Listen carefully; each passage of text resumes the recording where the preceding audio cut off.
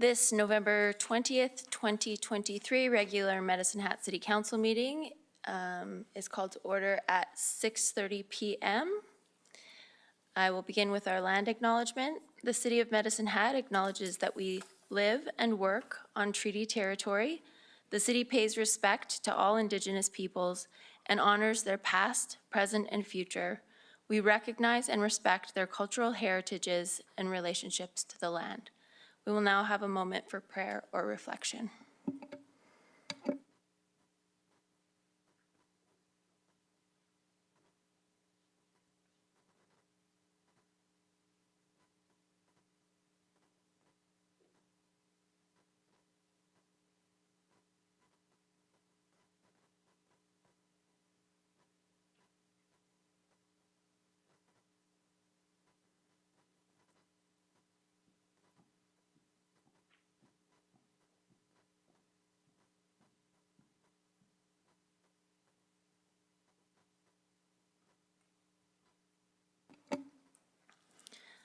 Next item on the agenda is adoption of previous council meeting minutes.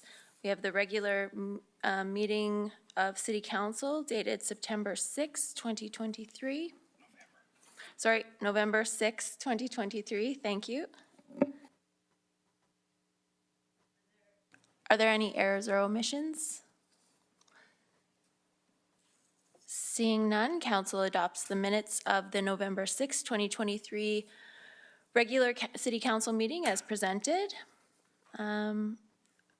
Next up is adoption of the agenda. Are there any changes that anyone wishes to make? I would like to, Mayor Clark, add something to the agenda.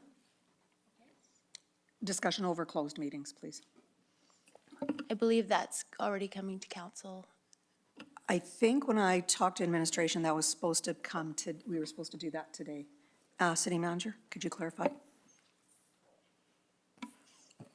Through the chair, yes, it was supposed to be part of the overall discussion that we had on the meeting schedule, but then I guess there was direction from council that the meeting schedule be dealt with, and then the closed council meeting be discussed at a later date with a briefing note. But that's my recollection, and it may be faulty. Definitely not mine.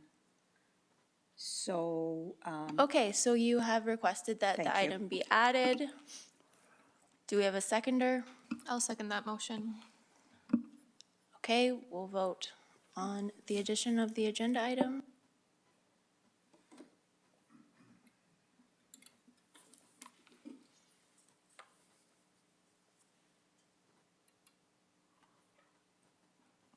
And that's passed.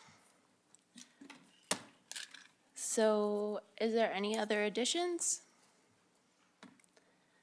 Seeing none, the agenda is adopted as amended.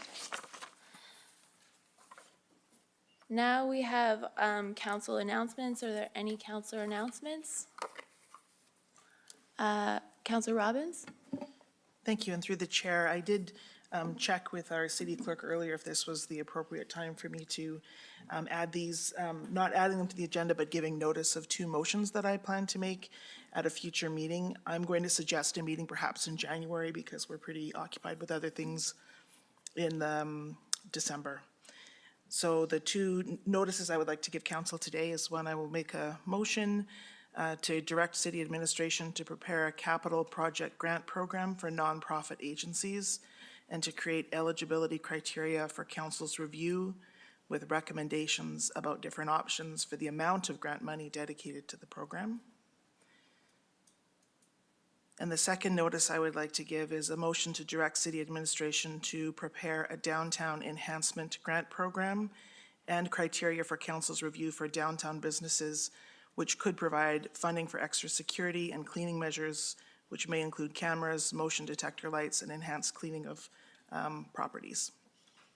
So these are notices of motion? These are both notices of motion. I'm just giving the notice today, and I'm suggesting we deal with the motion themselves in January. And I will provide written information to all of council and administration about these two motions, but I had to get them on the record today. Yeah, so those would typically come under Section 12 notices of motion. I spoke to City Clerk, Mayor Clark, and he said to put them in this part because we're not dealing with those notices today. We're just giving notice of them. That is what that section is for.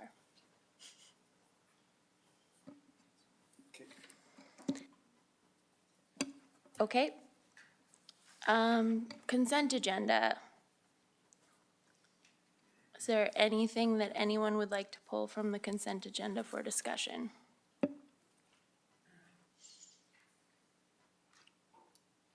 Seeing nothing, can I have a motion? I'll motion to accept the consent agenda as written. I'll second it. Okay, we'll vote on the receipt of the items.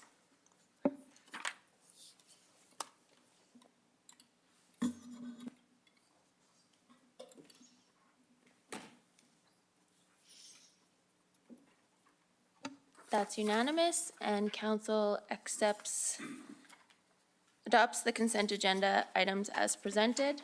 The next item is under public hearings. We have a bylaw 4795, proposed lane closure, lot consolidation, 240A 4th Avenue Southwest. And I hereby call that public hearing to order.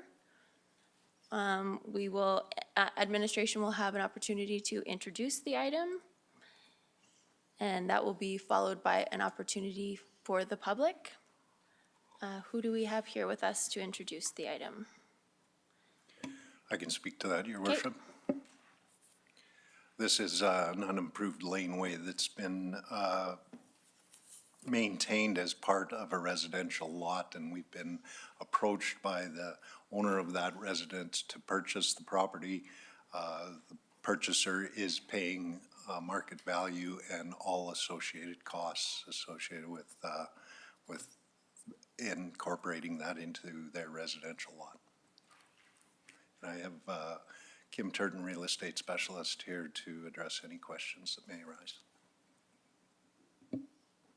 Councillor Knodel, you have a question?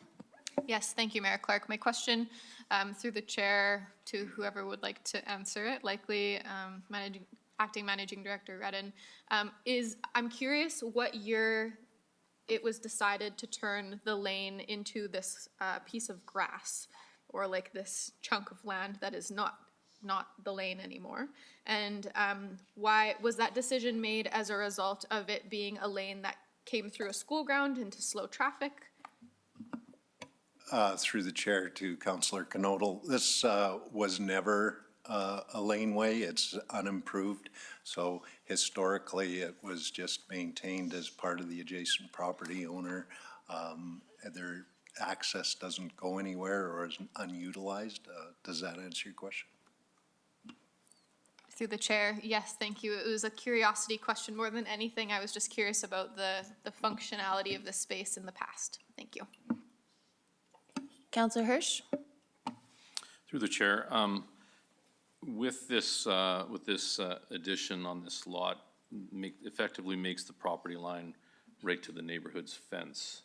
So is there, and I know in my days in MPC, there was notices being sent to the affected landowners in the area. Is that still the case, or how was this handled? I perhaps would have to refer that to Real Estate Specialist Turton, if she could come down, please.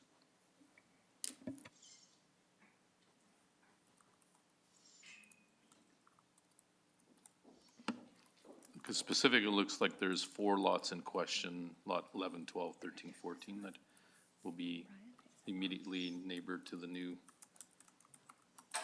adjusted lot. Go ahead. Thank you, through the chair. Yes, through City Clerk's office, we did have notices sent out to all of the neighbors. There was also 2 notices, I believe, in the paper. We did have one, excuse me, neighbor that called just to kind of ask a few questions, but no concerns came up of it. Thank you. Helpful. Thank you. Councillor McGrogan? Thank you. Just a quick question in relation to a utility right away. Is there any utility going through that piece at all? No, through the chair to Councillor McGrogan, all of this went through technical coordinating committee and there was no concerns expressed in terms of euros. All right, so now if the applicant is present and wants to have, make a presentation, they are free to come down and do so. Seeing no one. Did we receive any written submissions, City Clerk? Do you want to confirm that we met the requirements? Thank you, Mayor Clark.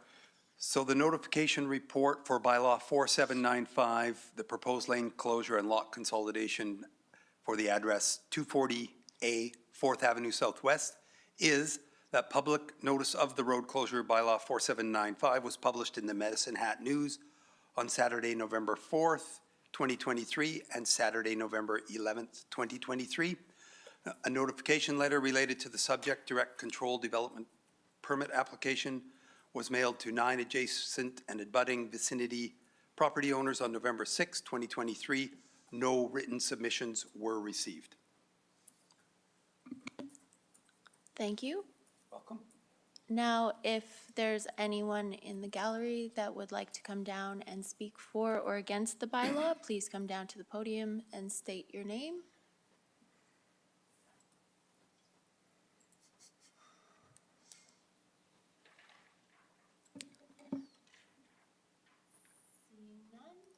Seeing none, this public hearing is adjourned. So with that, Your Worship, I move that council give second reading to bylaw 4795, a bylaw of the City of Medicine Hat to close a lane adjacent to 240A 4th Avenue Southwest. And I'll second that. Discussion? Seeing none, Councillor Sharps, your mic is still on. We'll vote.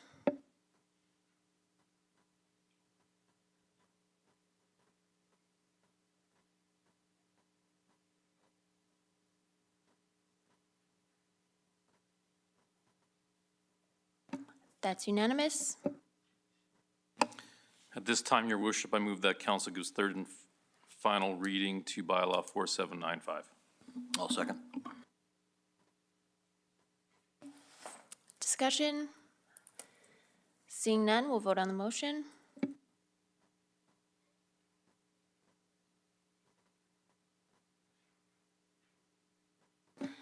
That's unanimous, and bylaw 4795 is passed. Next item is bylaw 4798 to amend the gas utility bylaw, and this corresponds with item 10.4 in our agenda as well. So I will call this public hearing to order and invite Manager Tuchscherer up to introduce the item.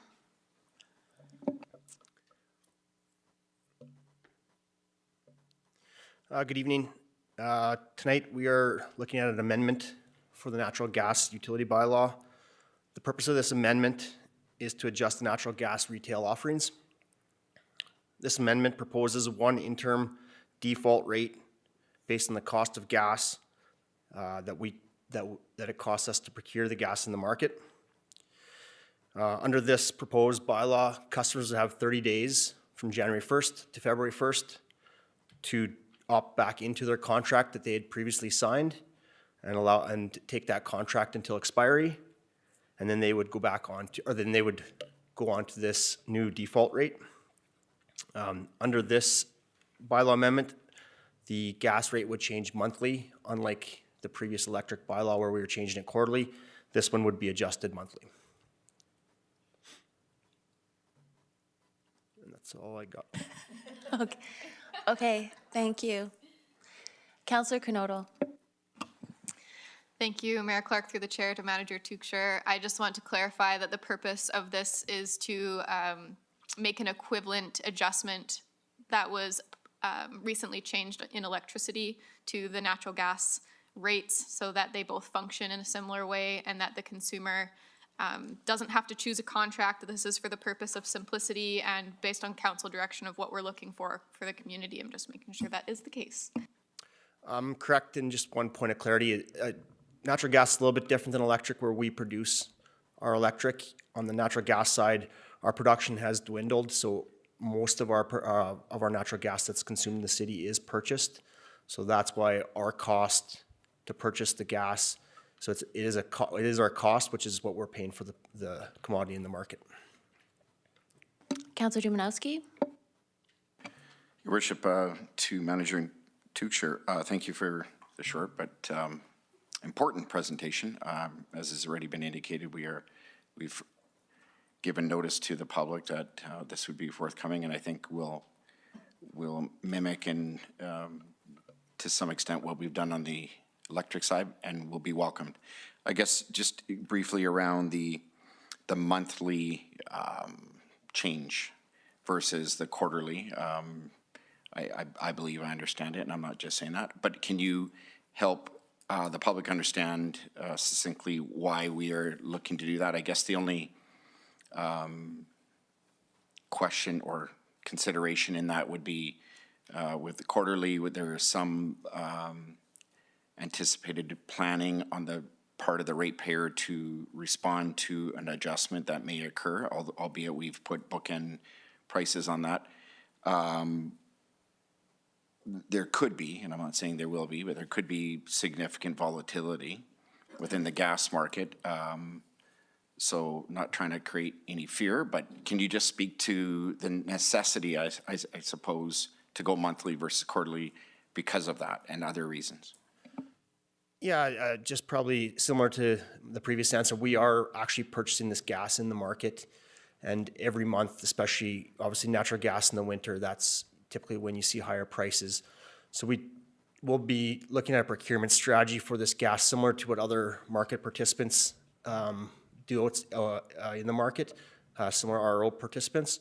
So we'll look at pre-buying this gas in the days leading up to the delivery month, and that's the cost that we'll actually look to recover versus where we could set a longer term price for electric costs based on us producing our own electricity. This we're actually truly buying in the market. Just supplementary, thank you. So not saying we have the need to do it, and certainly the forward-looking strip for gas is probably would end up being and will be being favorable to people. I mean, it is certainly right now, not knowing, not having a crystal ball, no one has that, certainly I don't, so I don't want to eat those words, but is there any ability, because I know it'll be asked, if not now, at some point, for just like Councillor Robbins had motioned and Council endorsed kind of a minimum and maximum. I know this is a completely different scenario. Is there any capacity to do that if Council willed it, and or why couldn't we because of it being a very different market? Is that a fair question to ask? Yeah, I would say that this, to put a minimum max on this would put the business unit at greater risk in this scenario because we are truly buying in the market. So if we have to go ahead and buy it at, say, $4.50 and Council, for example, put a cap on it $4, the business unit would be out that 50 cents because we truly went into the market and purchased at that, and therefore we wouldn't be able to recover our costs if we had a cap on that. Similar if there was a floor, really, the purpose of the floor would be to keep us whole. In this aspect, we'd be buying below that floor, so there would be no reason to keep us whole at that floor price. Thank you. Councillor Sharps? Thank you, and through the chair. I just had a quick question. I understand that gas prices will be higher in the winter, but do we not see them as a little bit more stable, like they're not going to fluctuate as much as electricity prices did? I mean, just what I was reading, they tend to stay quite constant. If you could just give me some clarity on that. Yeah, just a little. So right now, year to date, I think the gas price has been $2.65, so fairly low. But to put that in context, I think in 2022, the price was around $5. So there is still some volatility in the market. We do right now see our natural gas storage levels at above 5-year averages. So that's always good to keep the volatility low in the market when there is storage capability and be able to draw that gas out of storage. Next year's gas price is looking, the forward strip looks at $2.75 for the whole year. I think even just slightly higher for the winter, maybe $2.80, $2.85 for the winter months. So nothing significant in terms of a winter premium or what looks to me like there'd be volatility, but lots can change in the market. Councillor Hirsch? Just a question with regards to the amount, I guess, and we're dealing with a commodity, so I guess my question's more on hedging. And I'm presuming we've got a hedging program that we offer. Is this something that you utilize to capitalize on the swing of rates? And you had indicated 275 as a number. Is that something that we use on a regular basis, and can maybe enhance counsel on what that looks like? So for this, for the natural gas rate offering, we don't do any hedging. We don't have any gas that goes net to the market. Therefore, we don't hedge. And if this bylaw passes, we would be recovering our costs that we purchased at. If we wanted to look at pre-buying the gas at a fixed price, that's the same pre-buy would have to be passed on to our customers. So on a hedge, you're basically taking a position, and if that price goes higher, our customers would be better off, but vice versa. If that price would go lower and we hedged our gas, that would come at a cost to our customers. Seeing no further questions, if there's anyone in the gallery who wishes to come down and speak for or against this bylaw, please come down to the podium and state your name. Thank you, Manager Tuchscherer. City Clerk, did we receive any written submissions? No, Mayor Clark, there was nothing submitted. And we met the qualifications? The public notice of the subject bylaw was published in the Medicine Hat News on Saturday, November 4th and Saturday, November 11th. Seeing no members of the public who wish to speak, this public hearing is hereby closed.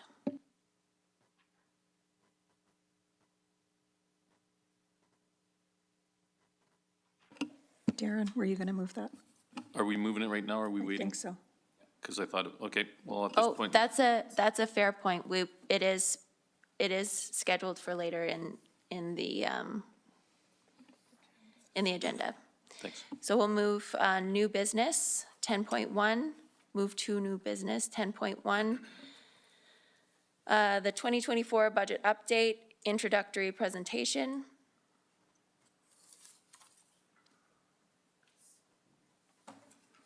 We have Managing Director Egert. Welcome. Yeah, thank you. Good evening, Mayor Clark and members of council. We had an opportunity at the Council Committee of the Whole on October 23rd to present to council the 2024 budget update. And we have reflected on the discussion and also had an opportunity to confirm several areas and make certain amendments to the presentation. As a result, my colleagues, Aaron Heimer, Financial Planning Analyst, and Travis Tuchscherer, Manager of Energy Marketing and Business Analysis, will be making a presentation for Council's consideration and decision.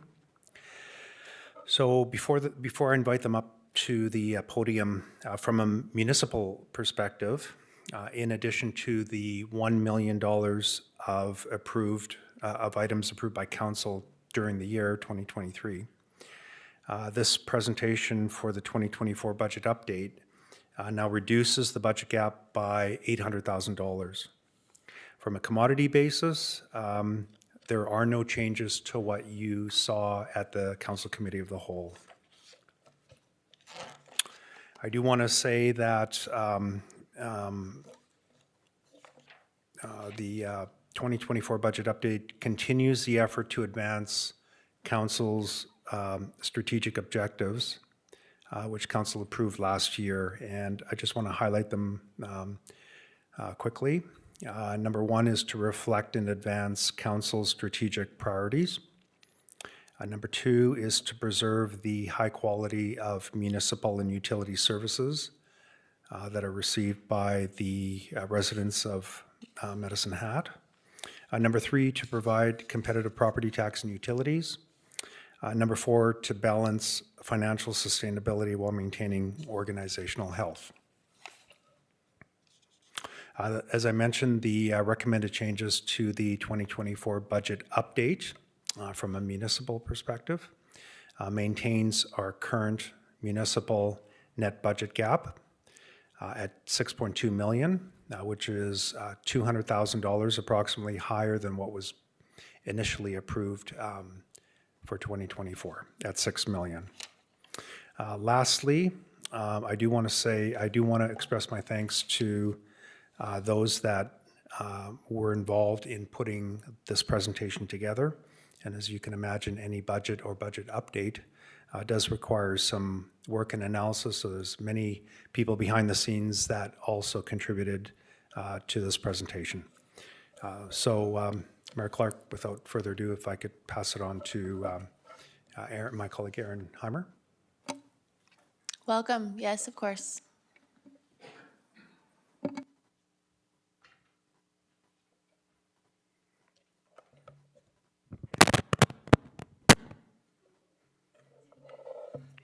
Very sensitive, yes. Good start.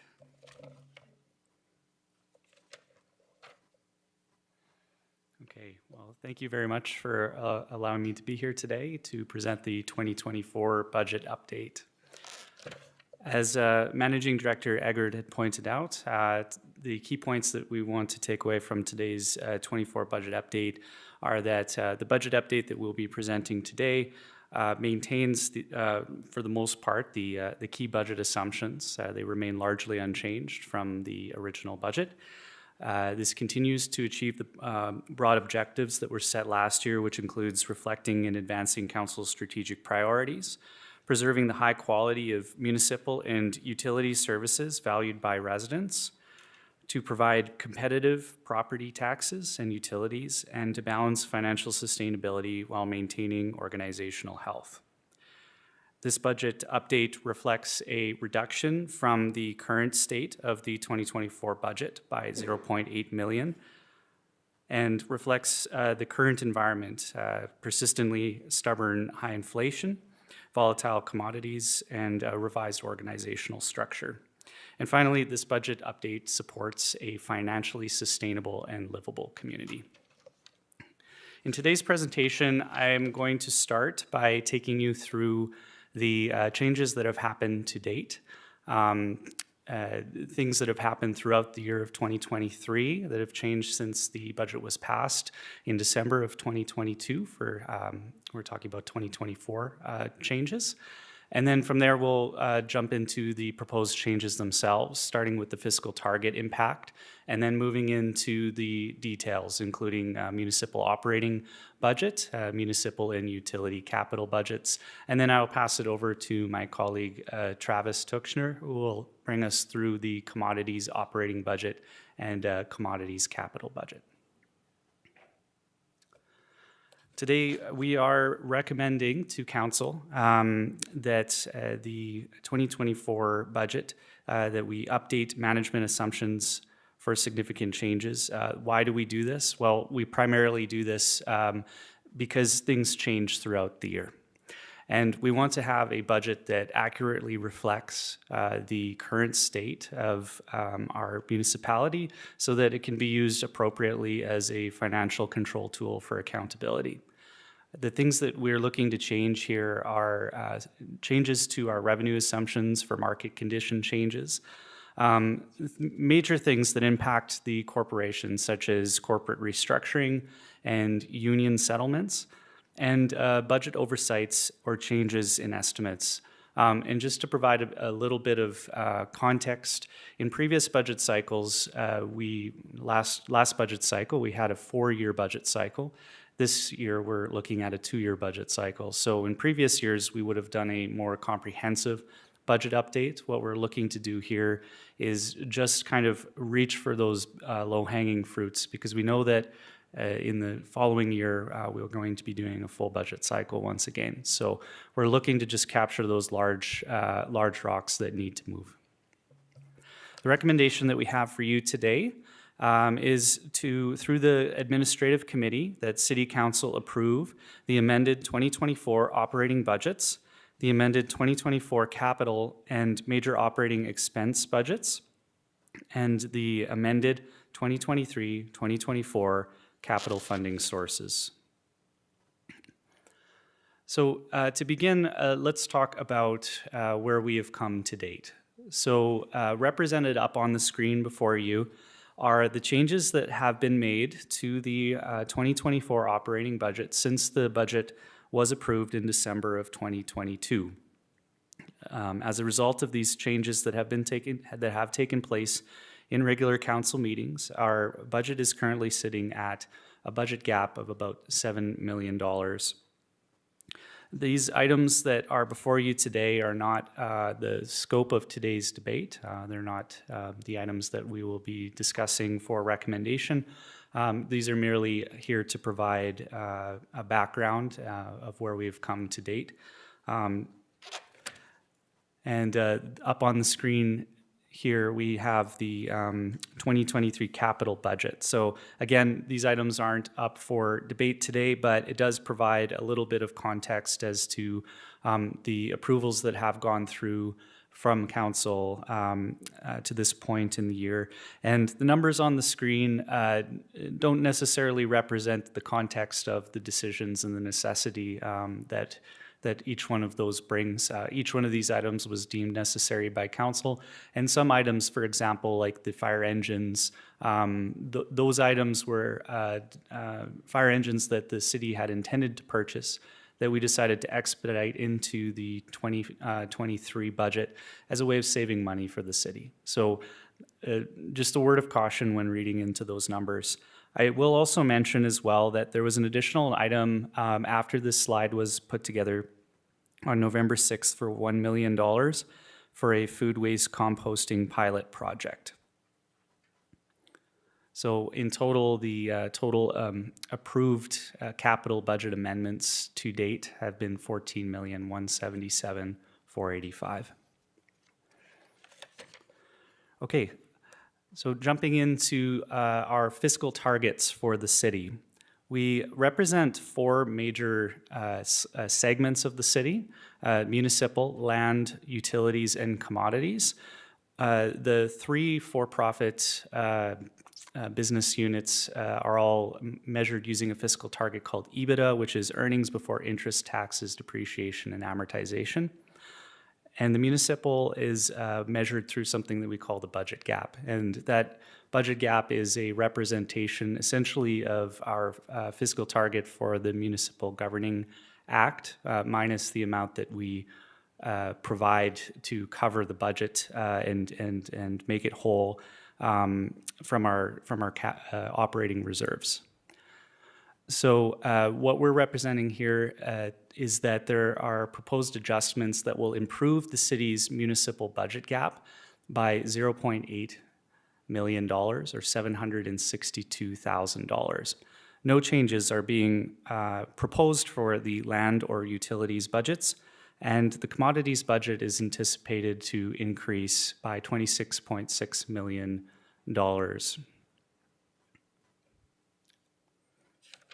Zooming in then on the municipal side, what we can see is that overall the budget gap is set to increase by approximately $0.3 million from our original budget in December of 2022. This is largely due to a proposed $5.5 million increase to our municipal revenues that we are requesting, a $3.8 million increase to municipal expense, and a $555,000 increase to our what we call transfer to MOE, which I will explain a little bit later. Looking at the revenue side then, the $5.5 million of requested amendments consists of primarily $0.5 million for municipal taxes due to the 2023 adjusted physical growth. It's important to mention here that this does not represent an increase to the property taxes that we're anticipating to assess on our residents. This is merely to adjust for the physical growth that we experienced in 2023. A similar adjustment was made during our bylaw the bylaw passed in May of 2023, which was bylaw 4779, a bylaw 2023 property tax bylaw. So this adjustment is merely to reflect that physical growth that it was experienced in 2023. The second item here is 4.2 million for investment income, and this is largely due to a higher average portfolio balance. The revised portfolio balance for the municipal side of the city is $440 million, which is an increase of approximately $117 million from the 2024 budget update. From the 2024 budget that we had originally anticipated.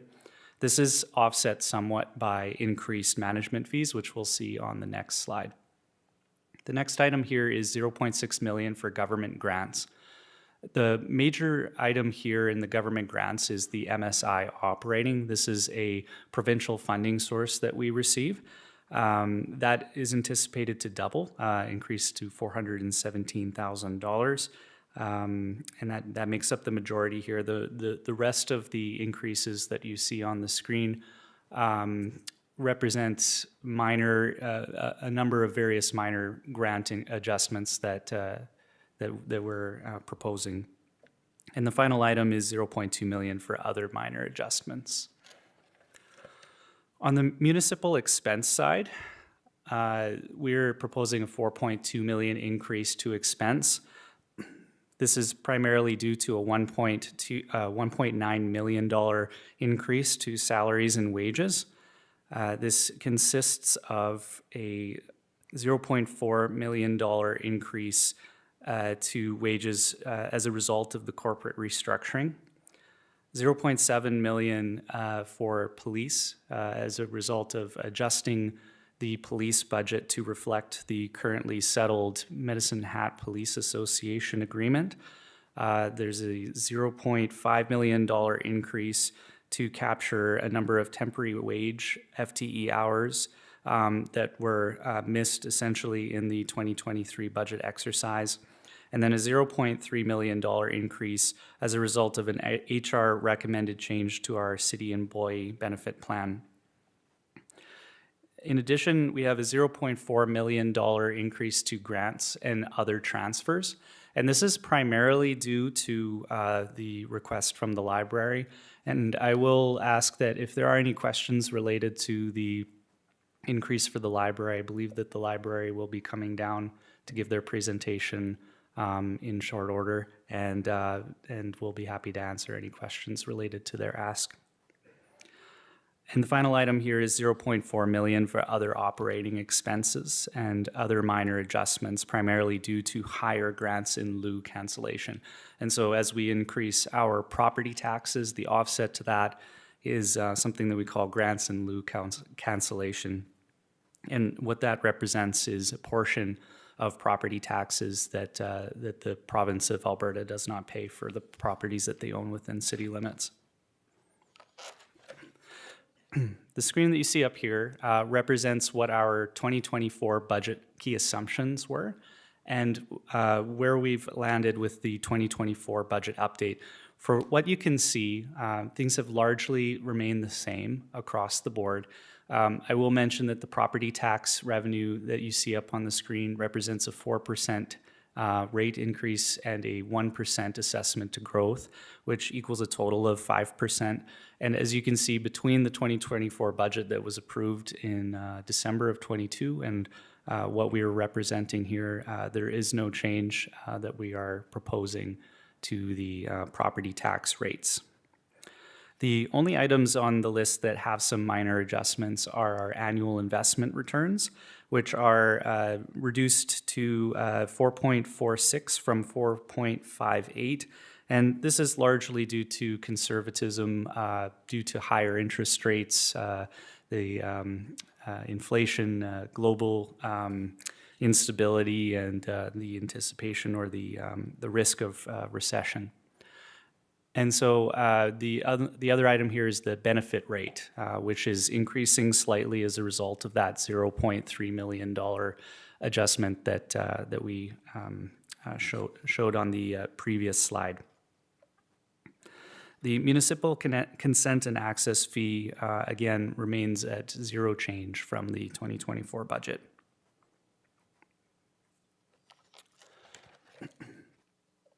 Major operating expense. What is a major operating expense? A major operating expense is a large one-time expenditure.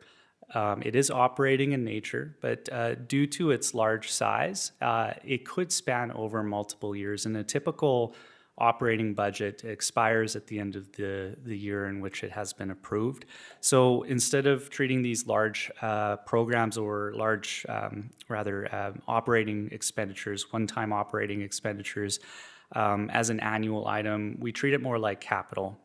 This allows a department to carry forward an MOE to future years without requiring subsequent approval from council. And MOEs are separated then from the regular expenses on the city's budget so that they don't skew the regular operating expenses when they're represented. So these items are represented below the line and not a part of the regular expenses in the budget. The items that that we are proposing to add as what we call major operating expenses include the airport strategic master plan. This is a refresh to the 2006 airport strategic master plan.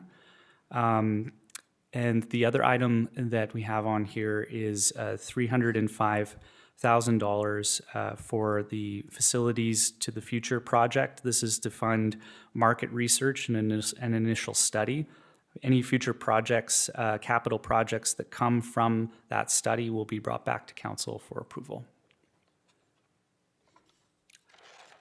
Items highlighted on the screen are meant to indicate changes that have happened since the October 23rd council deliberations, just an FYI. The items, that concludes the component of talking about the operating budget, and now I'm moving on to the capital, municipal and utilities. So just wanted to point out as we're looking at this section that we are shifting scope a little bit from municipal. We are talking about municipal still, but there's also a component that impacts the utilities. So the items that we have here for approval is the 3rd Street project. And the 3rd Street project is largely to account for changes in costs due to inflation, as well as capitalizing on a number of efficiencies that will save costs down the road for the city. And the other item that is new to today is a 0.12 million net decrease to the capital budget for police. This is a cancellation of a previously approved project for a vehicle impound lot and the additional ask of a 0.13 million for the purchase of a negotiator phone and tact robot. And those items net out to a net decrease to our capital budget of $120,000. And finally, we have one item here, which is a change in funding source. And this is for Parks and Recreation Trail Rehab Program. During the 23-24 budget, this item was approved, and it was approved under the funding source of grant, the Canadian Community Building Fund. We applied for that grant and were denied, and we're asking for funding to continue this program, but under the capital reserve. So just to recap then, the operating budget and capital budget on the municipal side that we've just proposed today largely does not change the key budget assumptions for the budget. It continues to achieve those broad objectives that were set at the beginning of the budget process, reduces that our municipal budget gap by 0.8 million, keeping us on the pathway to balance by 25-26. These adjustments are required to reflect our current environment, and they support a financially sustainable and livable community. The recommendation then that we have for you on the municipal side is to approve the amended municipal 2024 operating budget, approve the amended 2024 municipal and utilities capital budget and municipal major operating expense budget, and approve the amended 23-24 municipal capital funding sources. Any questions? Yes. Councillor McGogan.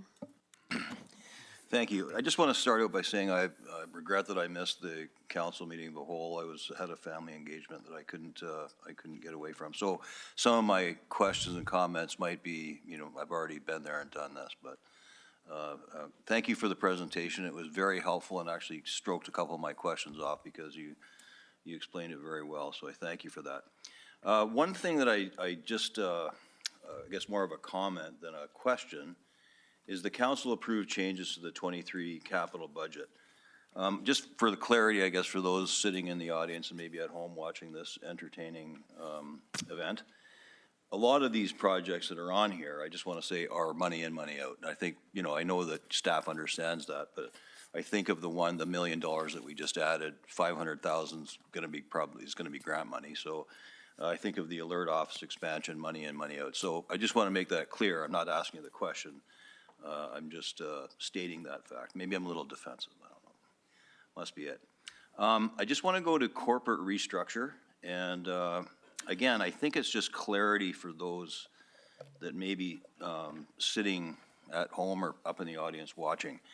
We've named in the details below the budget that we're adding 3 managers to our staff at City Hall, but I know from speaking with our staff and getting updates from our city manager on a regular basis that that's only part of the restructure, and that although we've named one position that's been eliminated in that summary, I think there's more, because I think that the questions I'm going to get, and I think all of us will, is are we growing City Hall when our economy's kind of stagnant? And I believe that's not the case, and I'd just like a little clarity for our community around that, if I could, please, through the chair to the city manager, perhaps.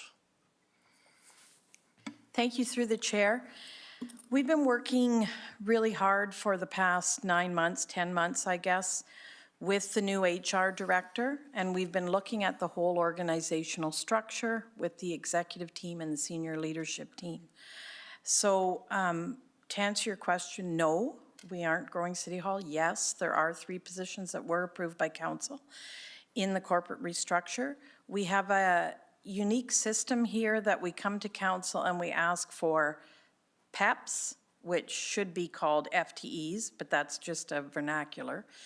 However, we don't ask for the budget with them when we ask for the PEPs. So there's quite a few things that need to be corrected. But overall, we are looking at the organization. We're looking how we run. We're looking how efficiently we run through the different departments. And we're also seeing how we can improve our processes so they're not so manually intensive. And I know that was a very long-winded answer to your question, but I hope it was satisfactory. Yeah, thank you. And again, I want to be clear that I feel that we have been updated through this reorg, and I know of positions that have maybe been, I want to say eliminated, but yes, eliminated, and that others have been put in. It reminds me of our last budget submission, a certain department asked for 5 new positions, and they really, technically, were only asking for half a position. So I just want to be clear that I think it's really good clarity for our community to hear that, okay, we're just reshuffling the deck here at the end of the day, and so I just wanted clarity on that, so thank you. If I may, I just had a couple other quick comments. Just the benefit increases. So we've asked for a 1% increase, and I take it again, this is an internal look at how we're offering our employees benefits and perhaps enhancing them to stay with market. Is that what we're up to here? Through the chair, yes, you're right. Our benefits are woefully behind and don't even meet the current industry standard benchmark. We are trying to correct that because, as anybody knows, any organization, that recruitment and retention is critical, and especially in the delivery of municipal services, we have to make sure that we are at least being comparable when we're trying to search for talent. So it will be coming forward in the second quarter, and it will be coming forward to council. So we wanted to make sure that if we were bringing forward budget amendments, we wanted to include everything and not come back in January or February and let you know about the benefits then. Thank you. I did have a question about library, but I'll wait until we get there. So thanks very much for that. I do want to follow up on the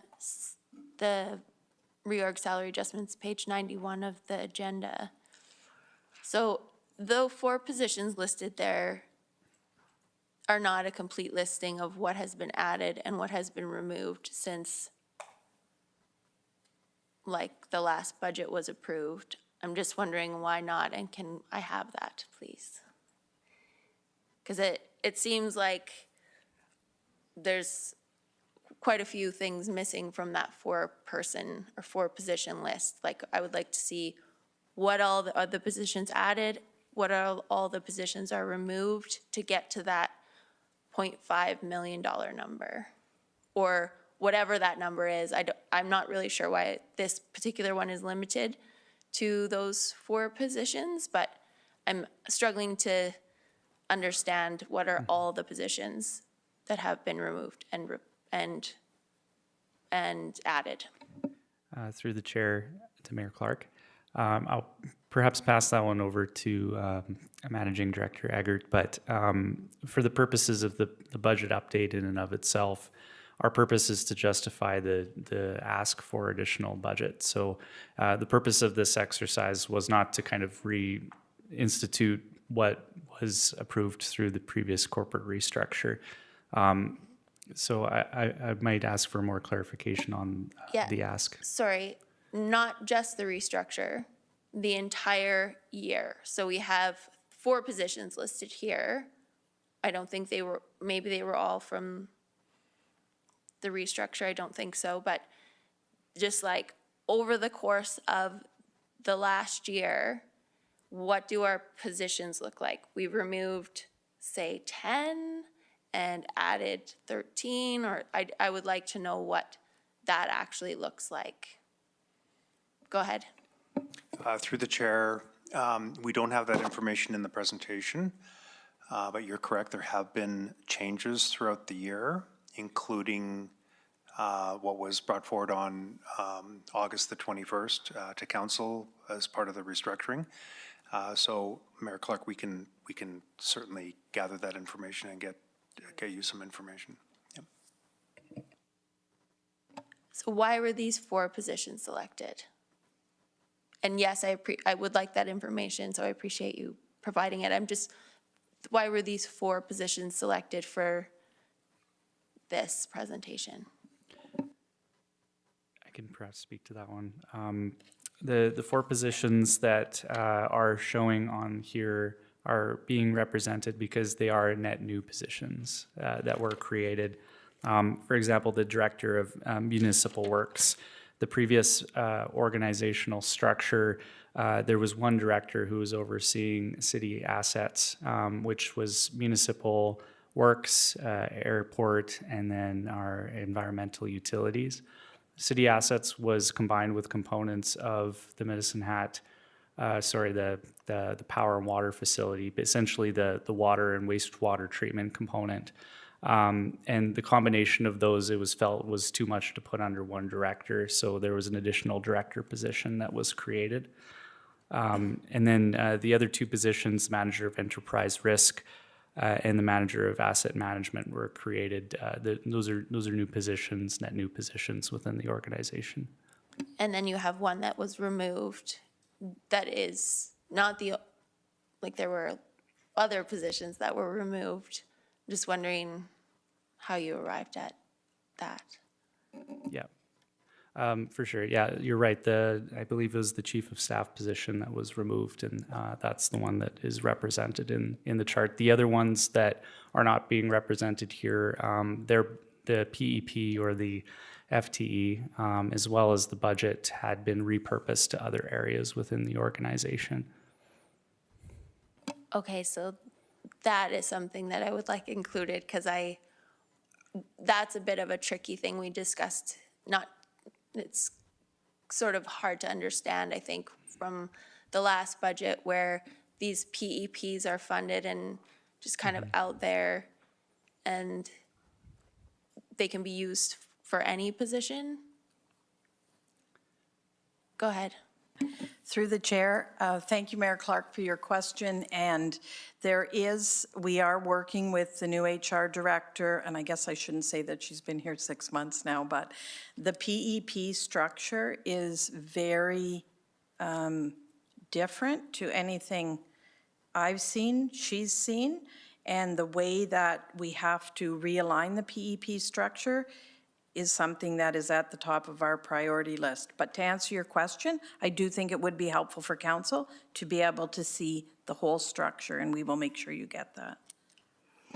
Okay, and that would, from my perspective, include if there was a PEP that wasn't filled, like it was just kind of sitting there, and then it got used to make a new position, I would consider that as, personally, I would like that information, because to me, that kind of seems like an added position, but just some clarity around that. Thank you for offering to provide that. Councillor Knodel. Thank you, Mayor Clark. I just have 2 comments and then a question likely for, I want to call you Aaron. So for Aaron, what is your title again? Aaron is fine. Aaron is fine? Okay, thank you. So I think I see this as a logical process. I think it makes sense to have necessary documentation of financial change and updates.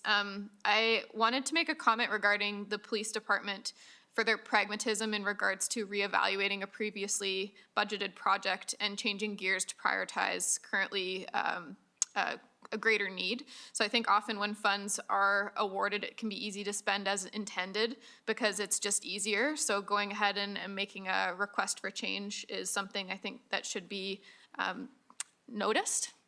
My curiosity is, how can you explain the relationship between the investment portfolio, management fees, and how that affects the commodity budget? Through the chair to Councillor Knodel. The commodity budget. The commodity budget has a portion of the investment portfolio that we allocate to it.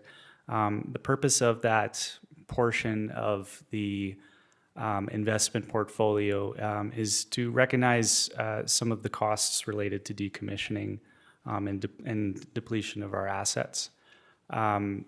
We have a certain debt that we've acquired over time that is meant to offset some of the costs of that. So that it's approximately 160 million, I think, that we allocate to them. And in their budget, it's represented as revenue and at a net cost. So net of fees, but on the revenue line. I hope that helps. Ask a clarifying question. I think I was just in the municipal side. We have an investment portfolio or investment earnings, I guess I should say that. And then our management fees were higher than anticipated this year. Is that correct? I think that's what I read. Are you referring to this report? Yeah. The management fees are increasing as a result of the overall portfolio increasing. Okay, so got that. And then I'm just curious if there is any sort of, because the management fees are increased as a result of the increased portfolio, if that has an unanticipated, well, I suppose it would. I'm kind of answering my own question. I'll be done. So with regard to the commodities budget, what would impact as far as fees go is if there was a change to the overall assumption of the fees as a proportion of the portfolio. So I'm just trying to remember I think we did do a minor update. So our management fees have increased from the current budget only slightly, about 0.07%. So not a huge impact. The overall portfolio size for the commodities budget has not changed.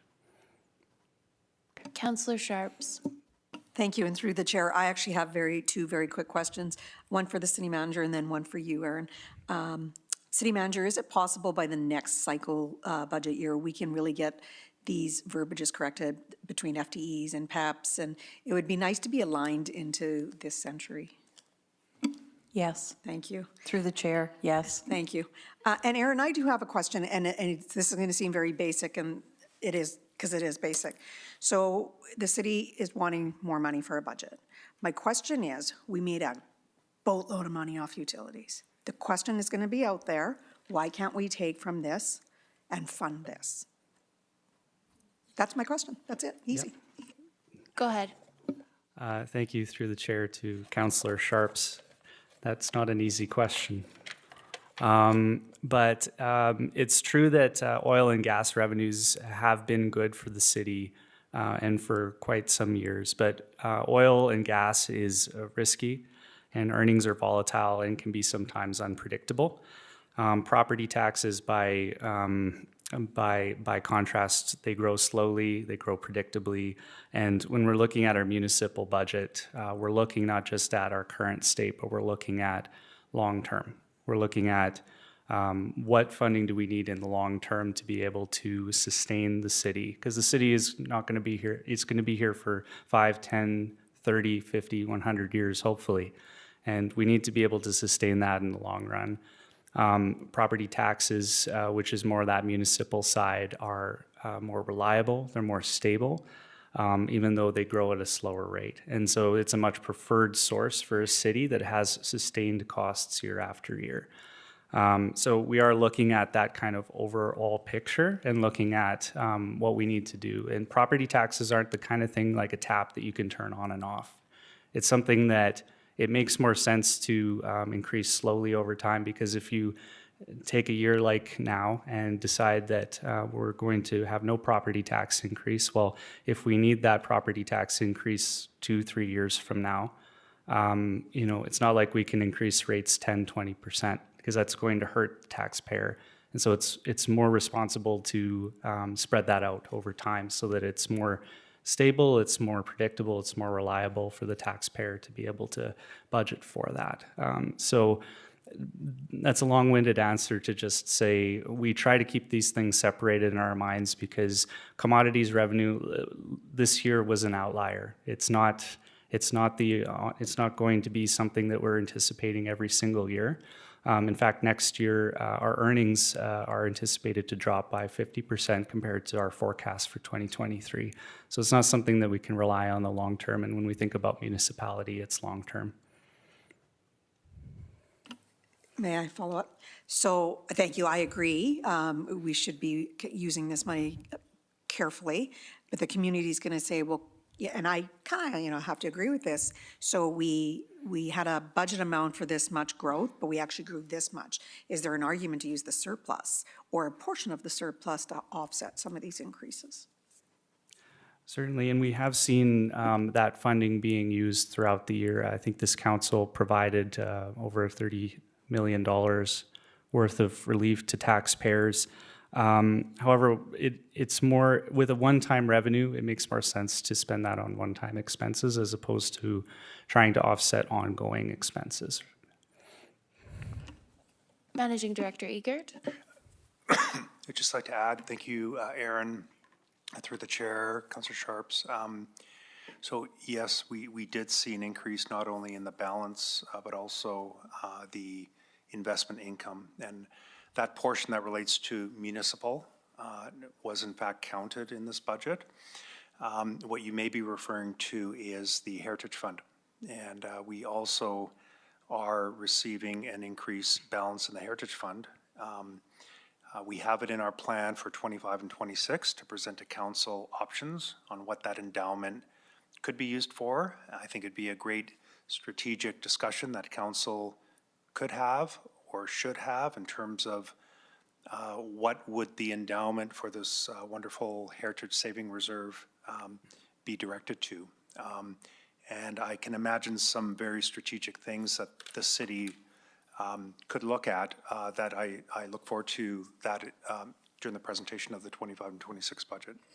Thank you. And if I could just clarify on that as well, with regard to the investment, the earnings from the commodities, that does have a net impact on the city through our investment returns, which we're seeing in this budget update. So for every $10 million roughly change in our commodities earnings, we anticipate about a $390,000 roughly impact to our municipal investment earnings. So there is kind of an effect to not keeping those funds within the city. Councillor Dumanowski. Thank you, through the chair. Business analyst Heimer, I'm going to call you that. Aaron, thank you for the presentation. We're always formal with everyone else's title. I feel the same for you. I was going to ask a simple question, but I'm going to maybe start off with a couple of comments. As has been indicated, this is a operating and capital budget update. This is consistent with our practice. It's consistent with our need in a very open and transparent way to engage as a public office and corporation with the citizenry, and that's what we're doing today. Report card, I'll call it. So as has been indicated, much of the back-end data that's here, i.e. the 2023 capital budget items, have previously already been directed or indicated by council. That's why we're not speaking to them today, but they're here to serve the purpose for our memory and the public's memory, as if they're watching this exciting meeting, as Councilor Grogan said, each and every time, to give account to why there is a difference. And so, as has already been said, in many cases, there are investment opportunities here with a return by doing so, i.e. Again, the replacement fire engines I only bring up, moving those ahead because of the delay in procurement. So just moving to my next point here. And I guess before I get to the question, so asking questions around the net PEP or FTE, whatever we want to call it, is a prudent question, but I mean, I want to satisfy, and I think based on some of the tone of our questions, we have the opportunity, we present an opportunity for the public to start questioning whether we are doing this on the up and up, and there's nothing hidden. There is no hidden agenda or any nefarious motivations here. We are speaking again to a budgetary update as we do each and every cycle. So I just want to make that very clear. As far as the delta between the original PEPs and the new ones, I think have been communicated very well. Just moving to my question, and I know we see here, and it's a good not problem, but it's a understandable change in the revenue and expense side when we talk about investment income. As you had indicated, our investment income is up substantially, which marks a 4.2 difference in revenue. Against that, of course, we have, as has already been indicated, a $1.5 million contracted goods and services higher investment management fee. So my question was going to be this before I said everything I've said was, is there a sliding scale, I'm going to call it a sliding scale, or a relationship between the portfolio total and what our investment management fees are? And the answer, of course, is yes, but is it a continuous sliding scale based on just net number of new invested dollars, or is there ever an opportunity where we actually can increase our investments and not see a proportionate increase on our management fees? Or was there something that contributed differently this time to that total? Through the chair to Councillor Dumanowski, for the purposes of presentation, we've tried to keep it simple and represent the total management fees as a 0.56% component of the total portfolio balance. But you are correct in saying that the actual management fee itself is a more complex adjustment or a complex calculation that we do based on our portfolio balance and the mix of that portfolio. Components of it are tied to the amount of funds that are being invested. Some of it's related to performance. However, for the purposes of presentation, it's easier to represent it as a percentage of the total portfolio balance. We do have our city treasurer who's involved in maximizing our investment returns, and I don't have as much knowledge as he would on this. Would you like to come up and speak?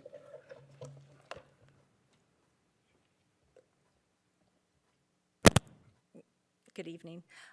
Yeah, it is, the management fees are based on the amount of funds that each manager would manage within our portfolio. And so it is based on a basis point and the cost of doing that. So it would be on a sliding scale. If they are provided with additional funds to manage, then that would reflect on their management fees. If I could just, I'll end on, thank you for that, both of you. I'll end on the fact that, and I don't want it to be lost, is that we have closed our municipal gap by $800,000, which is good news. We still have a budgetary gap of $6.2 million, but I'm reminded of not so many years ago when that gap was significantly higher, so we are making good stride, and as part of the budgetary conversations past and within this term, and certainly in the future, for those who hear that $6.2 million gap, maybe are alarmed by that. Again, we've shrunk that gap substantially, and the conversation will continue that with the kinds of investments and diversified investments we have, and the opportunities to derive investment income. There may be and likely will be, and certainly I'll just say for myself, opportunities or the need or even the desire for us to leave a gap because we have the ability to use those funds in a different way that offset any future increases by virtue of keeping it in investment portfolio. So the good news is we've shrunk that municipal gap yet again, so we're moving in the right direction. So thank you very much. Councillor Hirsch. It's got a few different ones, actually. So in regards to the management portfolio in terms of our investment advisor, obviously when they do well and they show their skill sets in creating a net positive increase to our portfolios, when they do well, we do well. So you're right, they'll do a analysis per quarter in terms of how the investment portfolio grew, and they take a percentage of that. So when the investment grows, that percent gets a little bit bigger. So that's, but having said that, the percent doesn't change of what they charge the portfolio. So that's just investment, that's how it gets done in terms of investment advisors. So pleased with that. Your comments, Councillor Dumanowski, segues into my comments. I'm very cognizant of the fact that we do have the budget gap, which actually, as amended, is $7.022 million, if I stand corrected, because you got that million coming in additional, correct? So, which relates back to Councillor Sharp's point, saying we've got this oil and gas division, utilities, et cetera, why aren't we using it? We do, by that. 7.022, which is the equivalent, by the way, if I'm doing the 800,000 per 1% still, is the equivalent of 8.77% to the taxpayer. So when we do not go back to the taxpayer to fulfill 100% of the budget gap, we're in essence, saving the taxpayer 8.77% on their taxes. So keep that in mind. I'm going to throw a lot of numbers at you, sorry. And it's more me talking than questions, so sorry. Thank you, by the way, to staff with my questions on the funding that we receive from our government partners, that being the provincial and the federal government. I'm not so pleased to see that in the last 4 years, we've had a reduction of funding by our counterparts by the tune of $5.3 million since 2019, I noticed, which again, if I do the math, 5.3 million divided by 800,000 is 6.66% increase to taxes if we didn't find money elsewhere. So that's concerning to me. So it's actually a bit of a compliment to staff. In the face of declining revenues from the province, from the federal government, et cetera, in lieu of grants, we've managed, in the face of that, to still being able to move the budget along. And as you indicate, our difference isn't that great in terms of what we've foreseen in our original budget.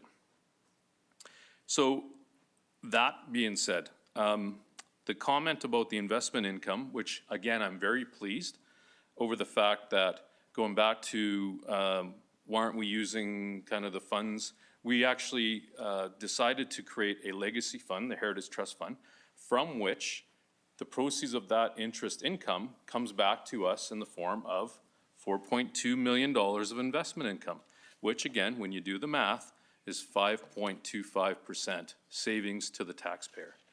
And again, all I'm doing is using every time we raise taxes by 1%, it's $800,000 net income to the city. And that's, sorry, I'm rounding, but Managing Director Eager could correct me, but using the $800,000 rule, I always try and equate it back to what the taxpayer potentially would be paying. So, you know, you start running these numbers, there's significant still savings. I think staff is doing a remarkable job with some of the headwinds that we face.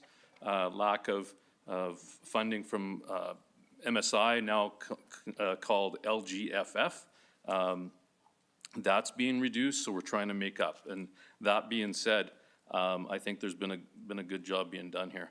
As far as the items, as far as the budget goes, this is all items that we had talked about during the course of the year, which I'm comfortable with. I know we're gonna have a library presentation, so with that, I look forward to that. Thank you.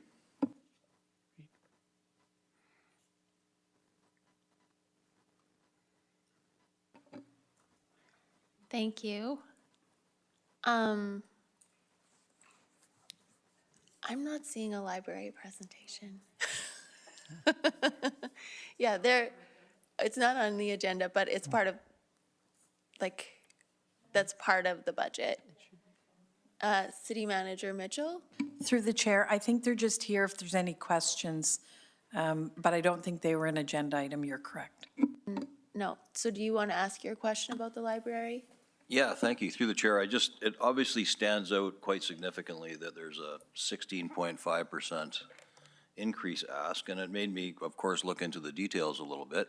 So I would like some explanation, if possible, around, so a couple things that struck me. One is we're hiring a social worker from a part-time, I think, to a full-time. That's been done already. And then there's a youth coordinator. And I'm just wondering, I guess, we're in the middle of a budget cycle. So we've got 23-24 has been approved. And as you can see from the prior funding, we've been continuing to add to our expenses through different things through the year. And now at the end, we've got this, I think it's quite a major number. And I'm curious if I could get some explanation about, I guess, why we're getting into the social work business more when we have a province that actually is really responsible for that thing. And has there been any attempts to partner with the province in relation to social work type activities? I'm not saying it's not necessary. I know what you guys deal with, or mostly do. So I think a fuller explanation for myself and probably the community about why all of a sudden in the middle of a cycle, we're looking at a 16.5% increase. Thank you. And I will note that there was a presentation from this group at the Council Committee of the Whole meeting. So yes, thank you, which I missed, so thank you. Okay, thank you through the chair. Go ahead, I'm Ken Fazer. I'm the chief librarian at the library. And thank you for the question. It's a good question. And we do acknowledge this is a large ask that we're making, 17%. It's a major ask, and we did try to explain ourselves. A big part of that, there's some unavoidable things. There are inflationary increases. Security guards is one thing that we feel that we do need at the library. So we, have some unavoidable ones, and we have some high priority ones. And the social service positions, as we describe it, that's one of them. So just to describe what that is, we currently have a social worker that's one FTE, one full-time equivalent position. There's two people in it. One is 3/4 time doing this sort of social work, and one is quarter time and coordinates our casual cash employment, which is a program funded by community housing that allows us to give employment opportunities to marginalized individuals. So those two positions, they are funded by community housing, and we have another position, which is our youth advocate, which is a new position. We've just started a person doing that work. They're casual, no guaranteed hours at this point for the rest of the year, so we're just putting our toe in with that. So what we're looking for here with this, we basically have asked for funding for one full-time equivalent position, and that would go between the social worker position and the youth advocate position. That casual cash employment coordinator, if we don't get the funding for that, then we don't need that position, so that's automatically grant funded. But what we wanted to do was, on the social work side, was mostly to backstop the existing funding that we have, because it is year to year, and so we want to have money in hand that we can put a little bit into that, but especially if that funding was cut, it would allow us to bridge and continue on with that service, which is a very popular service. And if we continue to get that funding from community housing, our thought is really that money goes into the youth advocate position. So that's kind of how we came up with, the structure of what we're asking for, I guess. So I think there's two questions. One is, is the library the right place for social work type of work, or, social services? And is it something that primary funders should be funding, or should it be funded by grants or from other sources, particularly the province in the case of I think it's healthcare related, or social services looks a lot like provincial responsibility. So two things to observe. One is that this is not odd or unusual stuff to have happen in libraries. There are social workers employed at lots of public libraries, so this is a pretty common thing. And the funding comes from different places for that, and the employment arrangements come from different places. In Lethbridge, for example, I believe it's an external position that's funded by their community housing society. In Calgary and Edmonton, they're full-time employed by the library, as I understand it. So it's not unusual. And the other thing I would say is I feel the work that they're doing is actually very much library work. So our social workers, our social worker, I describe the service as a mile wide and an inch deep. We're not doing deep social work. We don't have, housing to offer people. We don't have funding besides this casual cash employment. We're not delivering deep, sustained services. Our social workers don't keep case files, extended case files on clients. What they're doing is they're doing kind of what is traditionally library work. Is somebody comes in, often it's an informational need. They need to be connected to service. They come in with a problem, I can't make my rent, or I can't pay my utility bill, or whatever the case may be, and the social worker helps them with that. That's the exact same thing that would happen with a reference librarian. The social worker is better suited to do that in this, category of cases, I guess, but it is a kind of a library service that's being offered. And the youth advocate, even more so, I would say this is really a library programmer, and that's a very traditional position in libraries. So this is a person who's developing programming for the library, events and services that are offered there, or that you come in to a room, and attend a session. So they're doing that, and the youth advocate part of it is just, I would call it kind of a bit of icing on the cake, really. That person's going to be working in our Honeycomb House and keeping it open and basically delivering programs there. And we all know, and we experience it, that there's a mental health crisis with youth today. This stuff inevitably comes up. And again, even if it was a library programmer or a traditional library employee, they would be trying to deal with that in the moment. by having that sort of in the job description and the person who's doing that work does have a diploma that's relevant, they're able to just do that part of it, which is maybe only 5% or just sort of in reaction to a crisis kind of thing. They'll be able to do it that much better. Just a quick follow-up. Thank you for that explanation. I'm worried that if we take on what has been viewed as provincial work, they'll let us have everything. They'll let us own their bridges, like everything. So I'm worried about, and we know this particular government right now, they're looking to download, we've heard about it, about MSI funding and other things. I'm just wondering if there's a possibility, if you considered exploring a partnership similar to Lethbridge has, where it's community housing that implants someone in your library that does that important work, and I'm not suggesting it's not important work, and I'm just wondering if you've considered that, or if it's something your board's considered, and thank you. If I could just follow up on that through the chair. So with the social worker, that existing position, it is literally funded by community housing, and we do employ that person. They are a library employee as opposed to a community housing person, but I think the money is probably really the most essential part rather than the supervisory kind of arrangement. I do appreciate that being a risk. I can't say that it's not a risk, and as I think about how to answer that question, maybe I'll sort of share with you kind of what I see as being one of the biggest risks or dangers with the program, particularly the social work program. We are seeing some dumping happening, so we have high risk or high needs people, sort of showing up with no notice or anything like that at the library, sometimes literally as we're about to close, and, with no handoff, no warm handoff from other agencies. And that's a problem for us, and it's something that can't be sustained. So it's something, if you want me to say, from my perspective, the things I worry about are the sort of, the danger points I see, that's probably one of them. And maybe that is a form of offloading. It's probably a little bit different from what you're envisioning, but that's the big risk that I would see.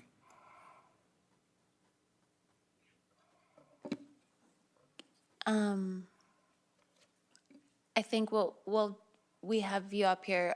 From my perspective, I think one of the things too was that it's more of a wayfinding than actually providing like counseling services. Absolutely. As I say, through the chair, we don't keep case files. That would be one critical thing. There's no sustained service that's being offered to the person. You come in, you have an issue, and we're doing basically referral and therapeutic listening. Those are the social work services that are being offered.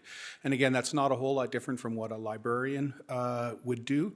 But I would say that we really see a huge, the practice of social work. It brings a lot of skills, methodologies, body of knowledge that just fits in very well with what we do. It's a very parallel profession in a lot of ways to librarianship, and things happen. One thing too is that our institution and our environment allows interactions to happen, people to get service that they would never get that, because a lot of people won't go to a social work sort of institution like the hospital or another agency to ask for help, but in the course of delivering library service, we discover a need and we're able to respond to that. So some really powerful things have happened as a result of that. Thank you. Councillor Hyder, is yours on the library? Okay, go ahead. Sorry. Thank you, through the chair. Hi, Ken. I think I echo my colleague, Councillor McGrogan, with some concerns and questions. When you talk about inflationary increases, can you, I hear a lot of words, and I just would like more of a breakdown, first thing.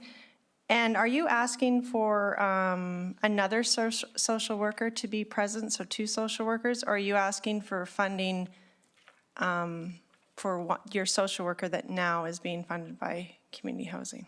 Sure. So in that one section, which is the high priority increases, we call it. There was a request for $113,000. That's for social service positions, funding for call-in hours and salary adjustments. About 55 to 60,000 of that was for the social services positions. And again, I want to backstop the social worker. So if I lost my funding in 2024 or somewhere, I would be able to not have that service disappear overnight.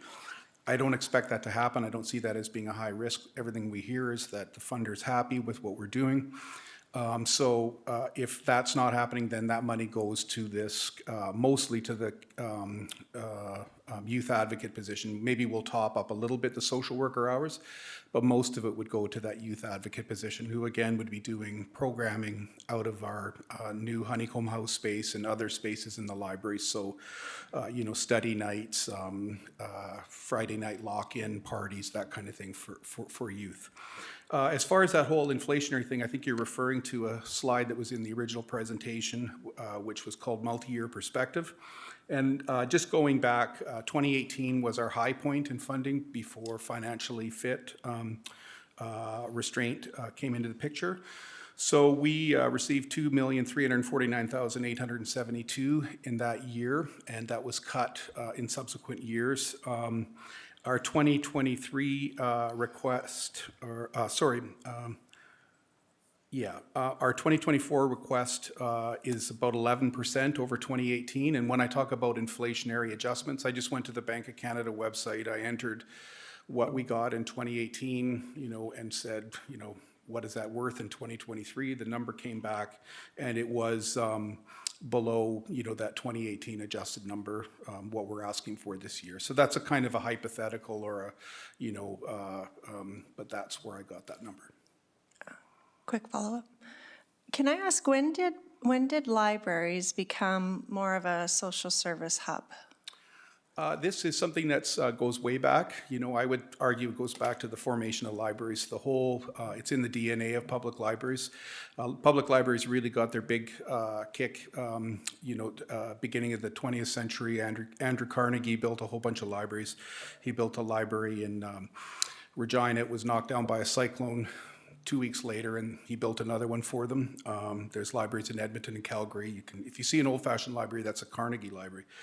And really the intention of that right from the beginning is to allow people to improve their lot in life at a time when, there's more need in education for, to have a job, basically. So early library was, a term for it is a mechanics institute. It's a place where a person can go and learn a trade and better themselves, basically, socially. So, that's sort of the whole point. And 20 years ago, 50 years ago, it was focused more on print and information. But there was always that sort of social betterment element. And I would say there was also always a sort of an element of a community gathering place, an agora, a public square. And this is really an extension of that. So, I understand all that, and I used to take my daughter to the library, and it's totally a different place than, she's 26. I think I want to know if we can partner with some of the social service people and places that do the work that you talk about. It's just, to me, it is an increase, and it's a lot of money. One question, you talk about when people are there late at night, you say, and they don't, what do you mean by that? People come in looking for services, and the library's closing, and you need a social worker there to Okay, if I can, what I was trying to get at that, I was, in response to kind of the question of, is this offloading, or, how is this going to go wrong? I'm sharing a challenge that we face, which is that other agencies who have high need clients will basically send them to the library. And we're not in a position to deal with a person with complex needs. We refer to other agencies more than they refer to us. So when somebody shows up, with a sort of a band on their wrist that's just been checked out of the hospital, and darkness is falling, and it's cold out, and do we even have a social worker working at that time, and are they available? Maybe, maybe not. We're not really set up to deal with that. So I share that again, as an example of kind of the things that I worry about or the things that I see that we need to be careful of, that's one. And it's kind of related. I brought it up because it seems kind of related to offloading. And, you know, if we step up and do this, will somebody else stop doing it? Yeah, that's what I was trying to. We'll have to have a coffee, Ken. Yeah, Okay. absolutely, absolutely. Thank you. Yeah. Councillor Hirsch. Thanks very much. You know, I got cued off on your comment about using 2018 as the base case and then working from there. The unfortunate thing, harking back all the way to 2018, was the fact that that's what basically started Financially Fit, is that we believed at the time, and I still believe at this point in time, that all departments, and I include in terms of the disbursements you received from the library, internally as well, we all went through an exercise where everyone kind of gave what they could in terms of the expense controls, and I was, quite frankly, we still operated within that world to this date. I'm a bit concerned when you use 2018 as the benchmark, because then you presume that that's would be considered that's the highest that you got. And I guess my argument would be maybe we should be using 2019 post accelerated fit, Financially Fit, because we wanted to right size a lot of the expenses that we had on every department across the city. So I'm a bit concerned, but because you used the highest number and then extrapolated at 1.9%, when in fact, if we were to, I guess, approve what you're proposing, that means every department within the city of Medicine Hat, we are actually almost creating a bit of a dangerous precedent here, where everyone else can march down the steps and say, well, the library got reinstatement to 2018 funding, plus I want my department to get reinstatement to 2018 plus, and I'm very concerned about that. So Financially Fit wasn't really an exercise to be done over 1 or 2 years. The idea was that we needed to retrench our expenses in a manner that was led for us to be sustainable. So I don't know if I accept the argument of taking 2018, going back like you did on the computer and go, okay, it's 1.9% annually for the last 5 years. It does presume that we are actually re-entering prior Financially Fit, which I don't necessarily want to do. I think every department, including yours, did a fantastic job in terms of saying, this is what we can provide, this is what we can operate with. Knowing that what we do, fast forward, hindsight's always 20/20, but I believe that maybe the ask might be a little bit certainly aspirational. And I guess my question was, my question, I guess, is this nice to have versus have to have? And I guess I would ask that for every department that comes to us asking for funds.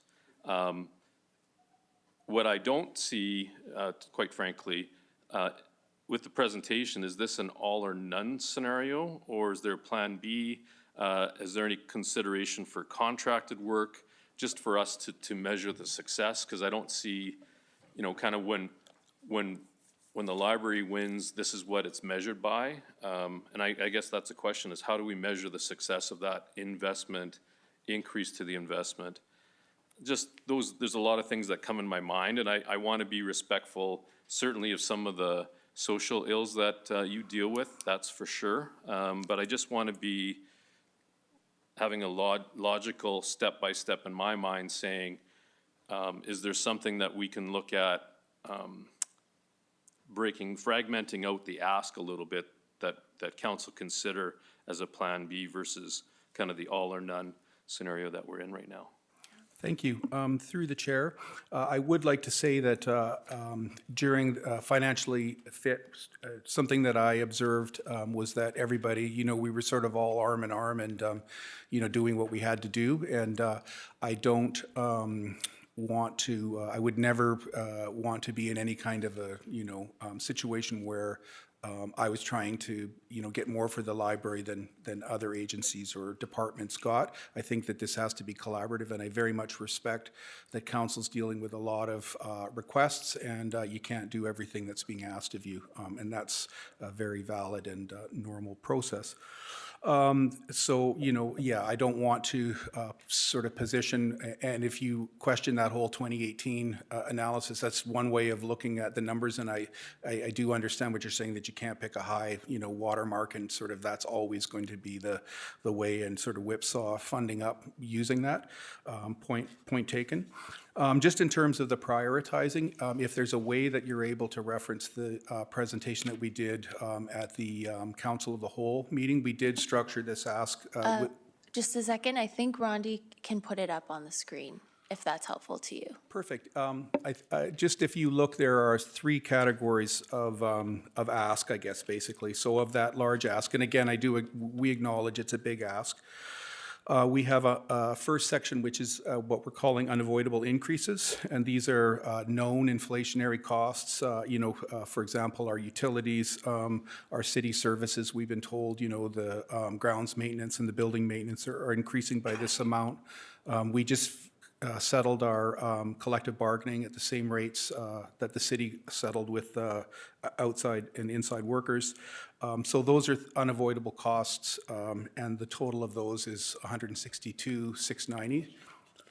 And the next category is essential increases, $77,000, and that's security guards. Very simple. We didn't have security guards in the building, and we're at this point now where we feel like it's important, really unavoidable. It's hard for us to do business without them, and they're just risks and situations that are not acceptable to us, or really to the community, I don't think.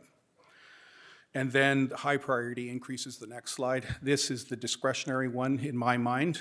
We do think that these are important, but these are the ones that wouldn't have to do. Of that, I think I mentioned social service positions, 55, 60,000 by memory. Funding for call-in hours. So part of the way that we dealt with the financially fit cuts was to cut call-in hours. So these are hours where we're bringing casual staff in to fill vacations, sickness, that sort of absence. And we cut that right. We had about 77,000 at one point. It went down to almost to zero. And that was okay during pandemic because we weren't open all the time, but we're finding now, being open again, that it does create a pressure. And then the salary adjustments is basically, I have one manager who's, we have a salary grid and they're off of it. They just finished a professional educational qualification, and, they should be brought up to the salary grid. So that's what those are. And I would just mention too that out of the cut that we, out of the financially fit cut that we had, one of the repercussions of that is we have cut our hours. We used to be open more evenings, and we've cut our hours by about 15% dealing with that cut. And that's, we're not in a position to bring those back, those hours. This is not built on that.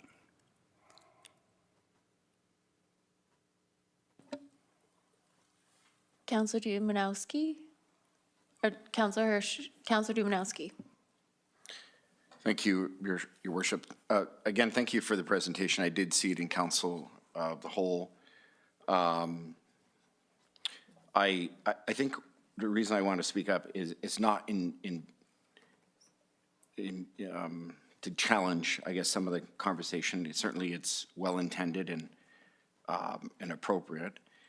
For me, when I think about, and I harken back to one of the things you said, about the genesis of libraries and its history and where it's evolved.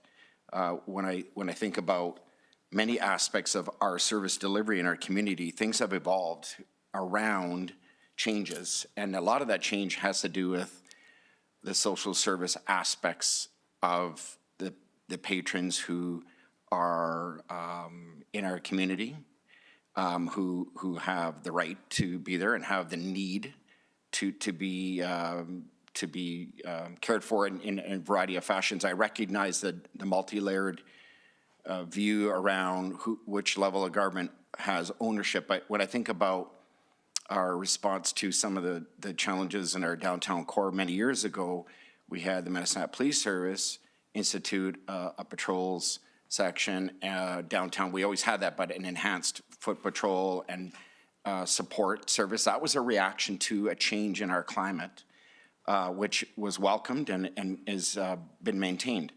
And I could give a number of examples. I don't, it's not lost on me that our library is if anything, responding to it in a favorable way, far more than, or disproportionately to maybe other services within our community or government facilities.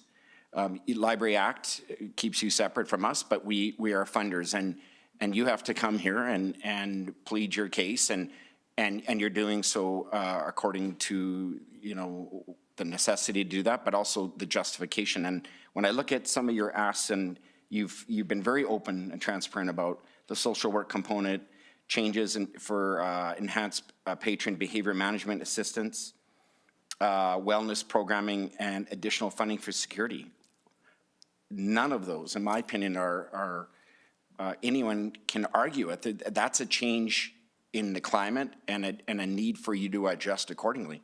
Not doing that is not only neglecting a real-time change that's happening to your everyday presence and the presence of clientele within your facility, but we are, as you have indicated, and I think touched on, and I'm going to say it more bluntly, we're neglecting to respond to people who are in need. And to your point, your services people are being dropped down there or are being directed to that point. Your facility's closing. What do you do with that person? Do you dump them on the street in minus 20, minus 30 degree temperatures, or do you have people who can respond to that? We have a need to respond to that. And I think what you're doing is working creatively to restore some of the wholesale points that you've made there that we've heard elsewhere in the budget, collective agreement, adjustments, WCB, et cetera, utility costs. We've had that debate around here a few times. And then the small piece, but a critical piece, is that social enhancement piece. So I think you've made your case beyond clear to me, and certainly it's not lost on the budget purse, the public's purse. We have to be mindful of that, but from the standpoint of what you're able to do with those dollars creatively and otherwise, I think is remarkable. So I'm fully in support. Thank you. Through the chair, if I could just respond to a couple of things there. One is, fortunately, those high need situations that we found ourselves in that weren't really our mandate. We actually managed to deal with those. There's been about 4 of them, and in every case, you know, we've managed to sort of get people where they need to go, and I'm quite proud of my people and the commitment that they have to make things happen like that. And the other, probably more important point I'd like to make is, you know, we all are talking about and thinking a lot about marginalized individuals downtown, you know, high needs folks. Yes, they are welcome in our library, and you know, we do provide service to them, but this is not really just about them. The whole sort of social betterment part of you know, a social space part of our mandate, that's for everyone. You know, we have lots of people who are, the library is a major social connection for them. It might be the only time they have conversations with people during the day, and I'm talking about middle class people, working class people, retired people. So we're providing that service to everybody. And the social work side as well. Some of the most powerful things that I've seen, and I've seen some powerful things with a social worker, have been middle class working folks who are just in one bad situation or another, and you know, probably wouldn't seek help again, you know, wouldn't go to another agency, but they're in the library or they're willing to make the connection there, and there's no stigma. You could be in the library for anything. Nobody knows that you're there to see a social worker.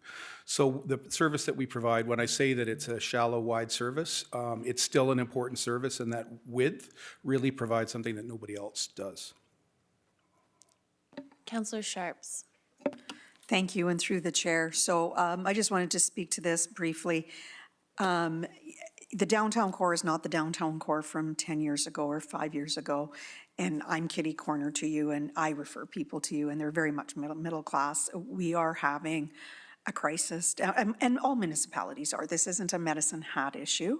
But I do think we're in a very unique position that we have services such as the DPU that is so vital down there. The library is very active. It is amazing. And it was an eye-opener for me because it was one of my clients actually about a year ago that said, well, I'm sending people to the library. I'm like, why would you sell people to the library? I had no idea.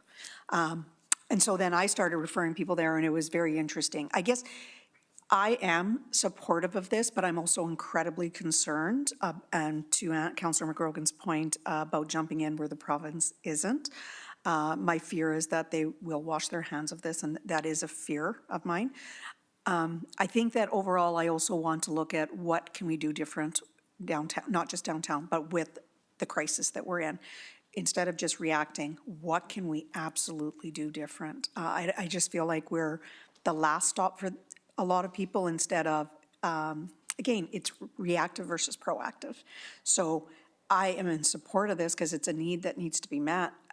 I'm hoping next year that we've tied up some really good provincial funding. There's better MSI or LCFF funding on the table. I don't know, but I know that we need to get our partners to the table. But I did want to say, I sit on Downtown Collective as well, and let me tell you, the library, I'm going to speak up because I know you're not going to. The library has been a very integral part of Downtown Collective. So not only as a collective are they there for these social issues, they're there for the businesses as well.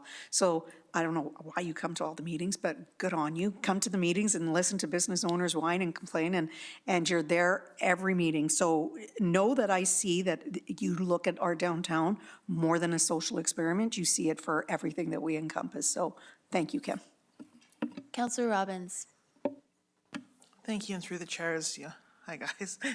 I sit on the board, so I know sort of all about it. And sorry, I left for just a moment, but I'm not sure if Ken mentioned that this social connection issue was so important to the board that they authorized the expenditure of reserves to make it happen. So there was reserves spent on the youth space to create the Honeycomb House. That mental health component for youth became important, and also to keep the social work program going when there were sort of gaps in funding, and so reserves were used for that, and security as well. The board emphasizing the important for the safety of the people who come to the library and the people who work at the library, and a lot of work has been done on that. And I think that if you haven't said it yet, the idea of the safety of the staff and someone there who's trained in deceleration, when you have lots of different people using the library who might need that, it really makes a difference in the safety of the staff who work there. And I was going to say, and thank you for saying it, Councillor Sharps, that the positive impact with the businesses downtown is also really important because, we talk about downtown washrooms, and we always mention the library as one of the ones available. And so that comes with it a risk, and that comes with a reward as well if you use it as an opportunity. So I just wanted to highlight the fact that reserves were spent at the library boards because they were passionate for these things and the need for them at the library. Oh, yeah, go ahead.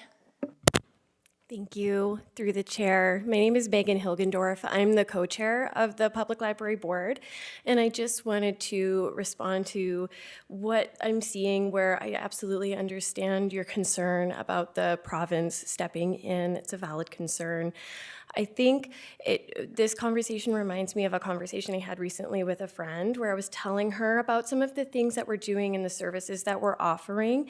And this includes using reserves to upgrade our washrooms as a washing station where people can come and they can clean up and they get a washing kit that they can use in the washroom. And her response, although she was very supportive, was, why does it have to be the library that has to do that? Why does the library have to do that? Don't we have other places for people to go to get this help? And I said, well, why not the library? Of course the library is the question, not why does it have to be. So I think the solution as a whole is working collaboratively with organizations and finding a way that we can work together. So why not the library is the better question, in my opinion. Thank you. Thank you. Councillor Van Dyke. Yes, thank you. So I am in support of this budget request, an amendment for the library. I'm a huge library lover, as most people know. But one thing I had wanted to talk about specifically was the backfill hours. I follow the public library on all social media platforms, and I see, especially during like cold and flu season that we're into right now, many times notices that programming has been canceled at the last minute because there's no staff to run it. Someone has become ill and there's no one to backfill into that position. And as a parent who used to bring kids down for programming, I know that a lot of people in the community rely on that programming to help socialize their children and create community. And it's very unfortunate that we've not been able to, for a while, have the staffing in place to backfill the programming that exists that so many people in the community, again, not just a singular demographic of the community, but the whole community relies on to build, for community development and building networks. And so that's part of the reason I would support this, as well as just the many aspects of the ways that the library contributes to the community, whether it's public washrooms in the downtown space, a warm place in the winter or a cool place in the summer. Programming, also, I know I've talked about this before, like the Gale courses, so you talk about business support and people bettering themselves. So, it's a supportive to our business community too, in that people can take continuing education courses for free through the library. And then community spaces. As a not-for-profit, I know that we've accessed spaces down there frequently, and it's been unfortunate since the hours cut that we're not able to run programming later in the evening as we used to. But I do really appreciate the work that you guys do in our community. Thank you. Through the chair, I would just mention too that as far as the, those, the backfilling or the call-in hours, we do have a plan in place that, if the flu rips through our staff, we close this desk first, we close that desk next. It hasn't come to that, but we run pretty lean in terms of the staff. We don't have a whole lot of extra capacity to deal with that. And I would just like to, again, acknowledge this is a big ask that we bring this year, and to acknowledge that council has hard choices to make, and just thank you for your time and for your consideration. Thank you, Councillor Hirsch. I apologize, Your Worship. I don't usually speak twice on an issue, so I just had an epiphany, though. We talk about social worker getting involved, enhanced with the library. It does tell me that I'm wondering if there's overlap, and I guess the question is to the city manager through maybe your managing directors. Do we have no economies of scale here that we could utilize resources that we have already within the city, lend support? We actually have staff working in areas, buildings. Could we not have staff member working at the library that still is part of that the social work department? I'm just trying to think again, instead of an isolation. I think it was Councillor Sharps that's saying, I get it, we need it. I'm just thinking when we have the totality of what we can offer, is there capacity that we can do and look at it so that we can spare the library of having to get involved in the social work business? So I'm just this is not a no for me. I'm just trying to get my head wrapped around it. I am a little bit concerned that we reduced it by 15% the hours, and now we reinstate funding, but we're not raising the 15% back hours. We're funding a bit more, being more elaborate in what we're getting involved in. But I'm just wondering out loud, and this is full transparency, and that's why I just ask, is there capacity for us to kind of think outside the box with this ask? City Manager Mitchell. Thank you, through the chair. I love economies of scale, and I'm going to throw it over to Managing Director Stouth.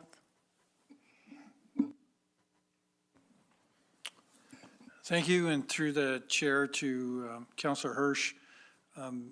That concept has been explored. The folks in our social relations department are tapped out. I don't know what we would do or what we would take away to transplant them and provide that service. I think the important thing to remember too is in the request that the library is making, these are situations that they're dealing with that are right there on the pointy end of the stick. And they've got folks that are dropped off there at closing time, well beyond the hours that our folks work too. But I can tell you that we looked at this concept, I floated it, and I'm not sure what we would take away from the folks. So the capacity that you're asking about doesn't exist. No, thank you. Madam Chair, may I comment? Yes. Through the chair, and I don't want to put my friends and colleagues in the police service on the spot, but if we were to get anything, police presence is the city resource which we appreciate the most and which would be the biggest thing for us. Thank you very much. Seeing no further speakers, Your Worship, I move that council approves A, the amended municipal 2024 operating budget as presented, B, the amended 2024 capital budget, major operating expense MOE, and funding sources as presented, C, the amended 2023 capital budget funding sources as presented. I'll second. discussion? Seeing no speakers, we'll vote on the motion. Oh, Councillor Hirsch. Sorry, so if a council member wanted to, because it seems like it's all or none with the request here, is it the case of floating an amendment for this? Or, and I'm not trying to muddy the waters at all, I'm just trying to understand here. Yes, you could make an amendment to any portion of the items that are presented, the amendments that are presented for our approval.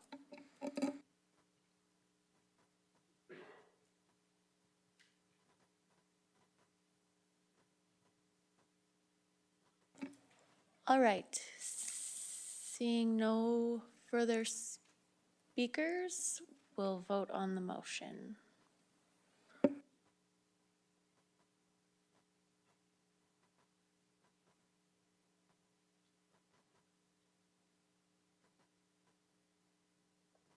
And that is passed.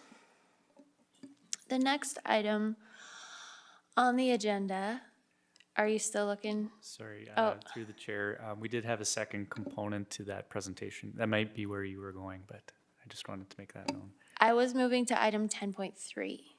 We have the, is that the commodities budget? Yes. Thank you. So item 10.3 is Energy, Land and Environment Commodity Business-Based Unit 2024 Budget Amendment. And with us, we have Manager Tuchscherer. Yeah, so as Councillor, or Managing Director Egert mentioned, we don't have any updates to this presentation since the last Council of a Whole. So I'll run through it, try to keep it high level and touch on the main points. Just for an agenda, we'll go through our current activities and opportunities for the commodity-based business units. We'll look at the major budget amendment changes, look back at 2023, and then look forward at 2024. And then we'll present the summary for the operations budget update and capital budget update, and then followed by a recommendation. So this slide shows our current activities and opportunities. The main point here is we do anticipate a positive EBITDA position for 2023, or sorry, for 2024. Three things I want to highlight on this slide. We're going to continue to optimize our power assets to ensure maximizing our financial output from this business unit.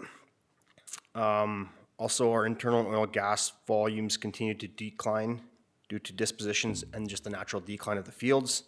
We are doing small amounts of optimization activity, and then we'll continue to execute on our A&R program, abandonment and reclamation program. So on this slide, we've updated, the biggest thing we update is prices. From prices, there's a lot of things that fall out from there. That changes our interaction with the grid in terms of imports, exports, our gas purchases as well as there were some small adjustments to operations and maintenance and some small adjustments to our tangible capital asset budget as well. So 2023 in the commodities market, obviously as you guys are all well aware, the power prices have remained very high, and probably some of the highest prices we've seen since the market deregulated. This has provided significant volatility as well as allowed us to have higher than original budget revenues. Also, gas prices have decreased. Lower demand in North America is probably, from warm weather, is probably one of the driving factors in this reason for the drop, as well as LNG export drops from delay in the Freeport facility. So on to 2024, the power market is expected to stay strong. However, definitely come off the highs of 2022 and 2023. Currently in the market, it's very much driven by renewables, with the retirement of coal and the commissioning of wind and solar. When there's lots of wind and lots of solar, prices remain low. But if those are low for the day, we definitely see the spikes in the market, and we anticipate that continuing for the next few years. Onto the natural gas market, we see slight increase from 2023 from natural gas fires requiring gas demand or causing increased gas demand. However, it is offset by some uncertainty in the LNG exports as well. So if we look back at the budget price forecast, so on the left is natural gas, the orange line is the updated budget prices, and the blue line is the original 2024 budget. Gas prices have decreased by 32%, so we originally budgeted gas prices to be $4.59 a GJ, and now we are budgeting $3.13 a GJ, and since this presentation, we've seen those prices even come off a little bit from there as well. On the power side, that graph on the right, same thing, 2024 updated is the orange line, and 2024 is the original budget. Obviously, you can see the increase in 2023 and even a slight increase in 2024. We had budgeted $77.66 per megawatt hour. We're now looking at a forecast price of about $91 for 2024.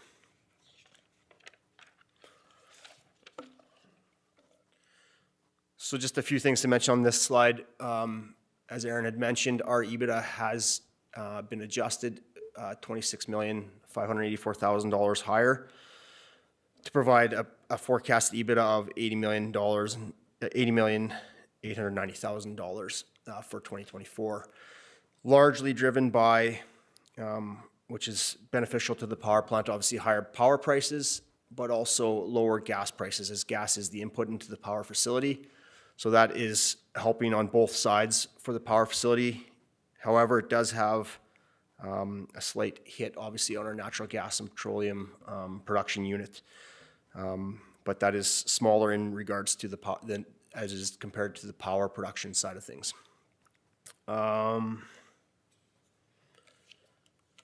On the capital budget side, there's just there's an ask for additional $500,000. This is over two projects. One is on increased scope on a hot section for our Unit 11, and then the second piece is for a fire protection increase in scope on a project that's been previously approved for that as well. Two other things we'll touch on, HatSmart funding. I think what we mentioned last time, HatSmart is funded by the Energy Conservation Charge, typically provides about $300,000 a year in funding that we can provide to citizens for different energy upgrades to their house. Last few years has been fully subscribed, and we are looking at transferring $100,000 from the Nature's Best Reserve to provide additional funding. That Nature's Best Reserve was funded previously through energy conservation charge, and we feel it would be the right thing to allow additional projects into this program, or additional folks to access this program and use those funds for this intent. And then, similar to my previous presentation for the public hearing, the natural gas bylaw amendment, which we went over earlier. So a recap and a recommendation, looking to approve the amended commodities operating budget, 2024 operating budget, approve the amended 2024 commodities capital budget, and then have second and third readings of the gas bylaw amendment. Happy to take any questions. Thank you, Manager Tuchscherer. Councillor Sharps. Thank you, and through the chair, so I only have one question, and it's surrounding the HatSmart program. So I know that we're always oversubscribed to that, so I have two questions. Will the $100,000 that we move into that program, will that take the wait list to zero? I don't have the size of the wait list, because usually once we've become fully subscribed, we stop taking applications in. Okay. I shouldn't say it. We allow a little bit of oversubscription in case there's some projects that drop out, but I can give you a range. Typically, windows and doors are our most popular program or item. That's up to a maximum of 2,500. Solar installation is 1,000. So obviously, you're looking at, I'd say 50 or 100 more projects that we could, or people we could allow in the program. So I'm obviously not speaking for anybody but myself on this, but I look at what we just went through with energy and utilities and $34 million in rebates. I guess I would rather fund this a little bit heavier than give out rebates and help homeowners get energy efficient and get into solar. It's just throwing it out there. I don't know if I might make an amendment to looking at that. I just think that I had a lot of calls on it, and I went through the program myself to see how annoyed I would be, and it was actually not bad. It was actually third party that was longer wait than anything, and I think I gave city manager some feedback on the actual process. But the only reason I did it, to be honest, was because I had community members call me and say, like, I've been trying and I can't get it. I'm trying to save money. I'm trying to do the right thing. Why can you guys put more money to this? And I thought, well, if it's oversubscribed, obviously our citizens are trying to do something different. So I guess my question, Director Tuchscherer, is, do you see that if this was differently budgeted that it would be used? I mean, the wait list says so to me, but I'd like your thoughts on that. Yeah, I'd like a chance to go back and see if we can get an idea of how much, how many projects and how much value that would require. If we could get that, like I said, I'm not sure, because we do shut it down after a certain, we hit a certain amount on the wait list.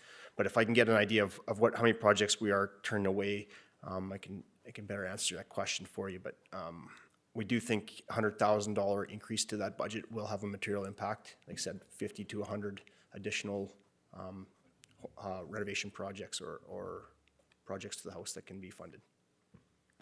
Councillor McGrogan. Thank you. Just a quick question. Through the HatSmart program, so we know about the Canada Greener Homes Grant. Do we divert some of those inquiries and requests for HatSmart once it's fully subscribed to a federal program? I know we were just on to the librarian about taking on, responsibilities from other government levels. What is our interaction with that program, and are we encouraging people to look at the federal program for energy savings? I would have to pass this one on to Managing Director Egert. His group, Billing, handles most of the calls in on HatSmart. So they would have a better idea of how they direct them after we are fully subscribed. Managing Director Egert. Through the chair, Councilor McGrogan, I'll take that under advisement, and we'll follow up with our group to ensure that any other grants out there we would direct them to. Acting Managing Director Redden, as part of the environmental framework that your group is working on, I anticipate there will be some targeted incentives, potentially some targeted incentive options or recommendations that come out of that. Is that anticipated from your group? Your worship, there probably won't be recommendations that pointed to incentivize, but targets will be set that will in turn promote incentivization or ideas towards creating incentives in order to meet those targets. Thank you. Councillor Sharps? Yes, I would just like to add, I'd be actually like to give Councillor McGrogan some information. So what happens when you apply is you get, it takes about 48 hours, you get an email from the city, and then you pick a contractor, and that contractor gives you all that information.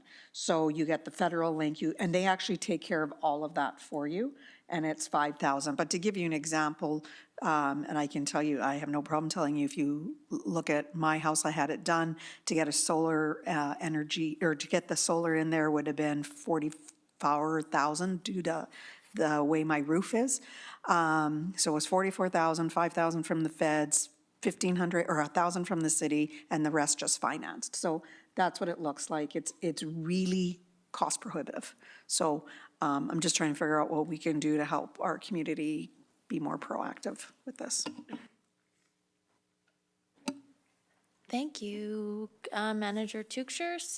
I don't see any more questions for you, so you can take your seat. Thank you. So with that, your worship, I move that council approves the amendments to the 2024 operating and tangible capital asset budgets for the commodity-based energy business unit, COMCO, as presented. I'll second. Any discussion on this budget recommendation or motion? Seeing none, we'll vote on the motion that council approve the amendments to the 2024 operating and tangible capital asset budgets for the commodity-based business unit, COMCO, as presented. And that's unanimous. Thank you all for your presentations and answering questions. The next item on our agenda is item 10.4, bylaw 4798, to amend the gas utility bylaw. And this is in relation to the public hearing that we had at item 9.2. Thanks, your worship. At this time, I move that council gives second reading to bylaw 4798, the bylaw of the City of Medicine Hat to amend the gas utility bylaw. I'll second that. Any discussion? Seeing none, we'll vote on the second reading.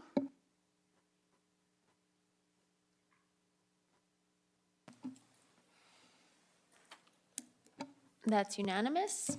So, your worship, at this time, I move that council gives third and final reading to bylaw 4798.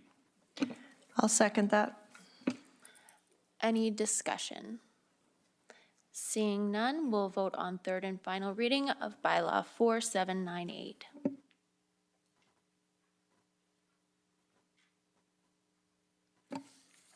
And that's unanimous. Bylaw 4798 is passed. Moving to the added item, 10.5, closed council. Councillor Sharps, would you like to speak to this item? Thank you, Mayor Clark. Yes, I would. So maybe there's some confusion, but I guess I put it on the table. I'd like to talk about it.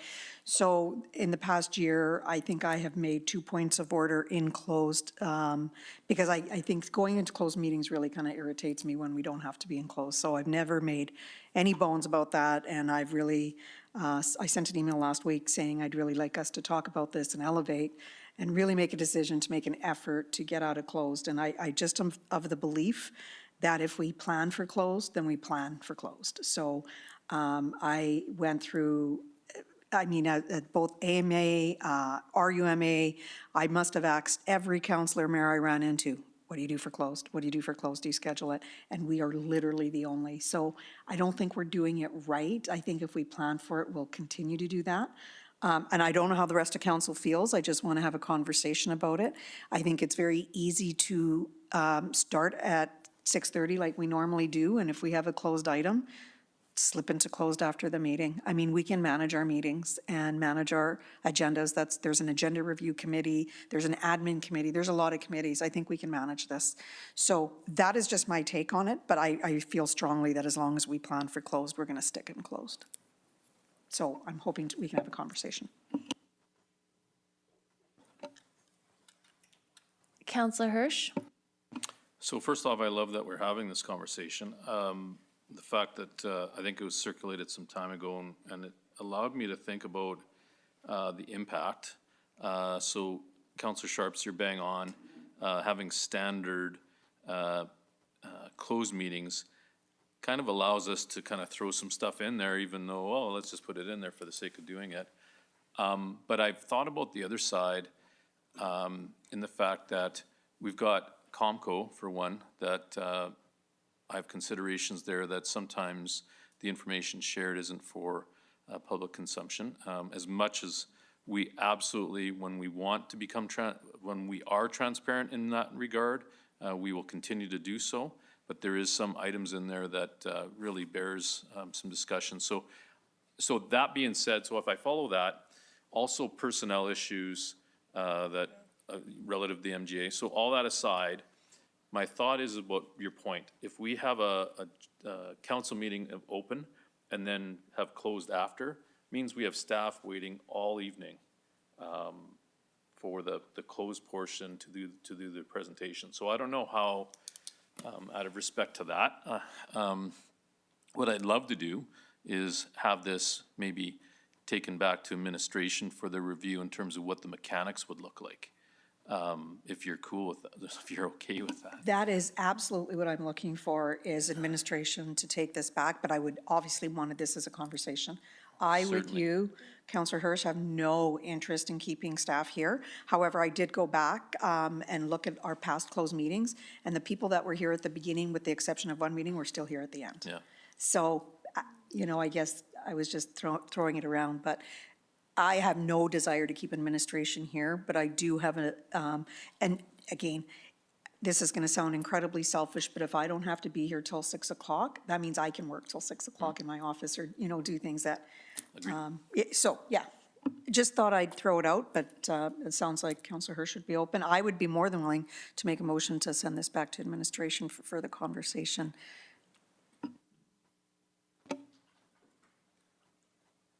Can we do the motion then? If there's a motion? City Manager, were you saying something? Sorry. Yes, through the chair, I just want to say we have been having these discussions administratively too. We're more than happy to bring a report forward. I do have concerns too about the optics of the scheduled closed session all the time, so we're more than happy to bring a review back. Okay. So, Mayor Clark, are you asking me to make a motion? Yes, I mean, we can debate it once we have a Sure. motion Yep. on the table. Yep. Okay, so I'm going to ad lib. I know Miss City Solicitor Bullock hates this, but I'm going to ad lib. So thanks, Rondi. Council directs administration to review council meeting structure related to closed meetings. Can I put a date on that, City Manager? Yes, that would be helpful. First weekend is like the first meeting in December too soon? Second. Done. I'm just wondering if this is something that should be referred to ALR. Like a referral that it gets on, like, that it would go through ALR. I'm okay. I mean, I'm not the chair of admin, but, or admin and ledge. I mean, to me, this is a recommendation coming from administration. You're going to be giving us a synopsis of other communities, and I would like your, you know, your vast experience in council administration. Is this, you know, I guess I want to see that, and I want to have a robust conversation. So if you frame it without it referring it to ALR, it'll just come straight back to council. I'm good with that. Okay. Okay, because it's over 2 years that we've been here. I think we're good. I think we can have a conversation. So to the second meeting in December, 18th? Councillor McGrogan. Sir, we need a second. I'll second.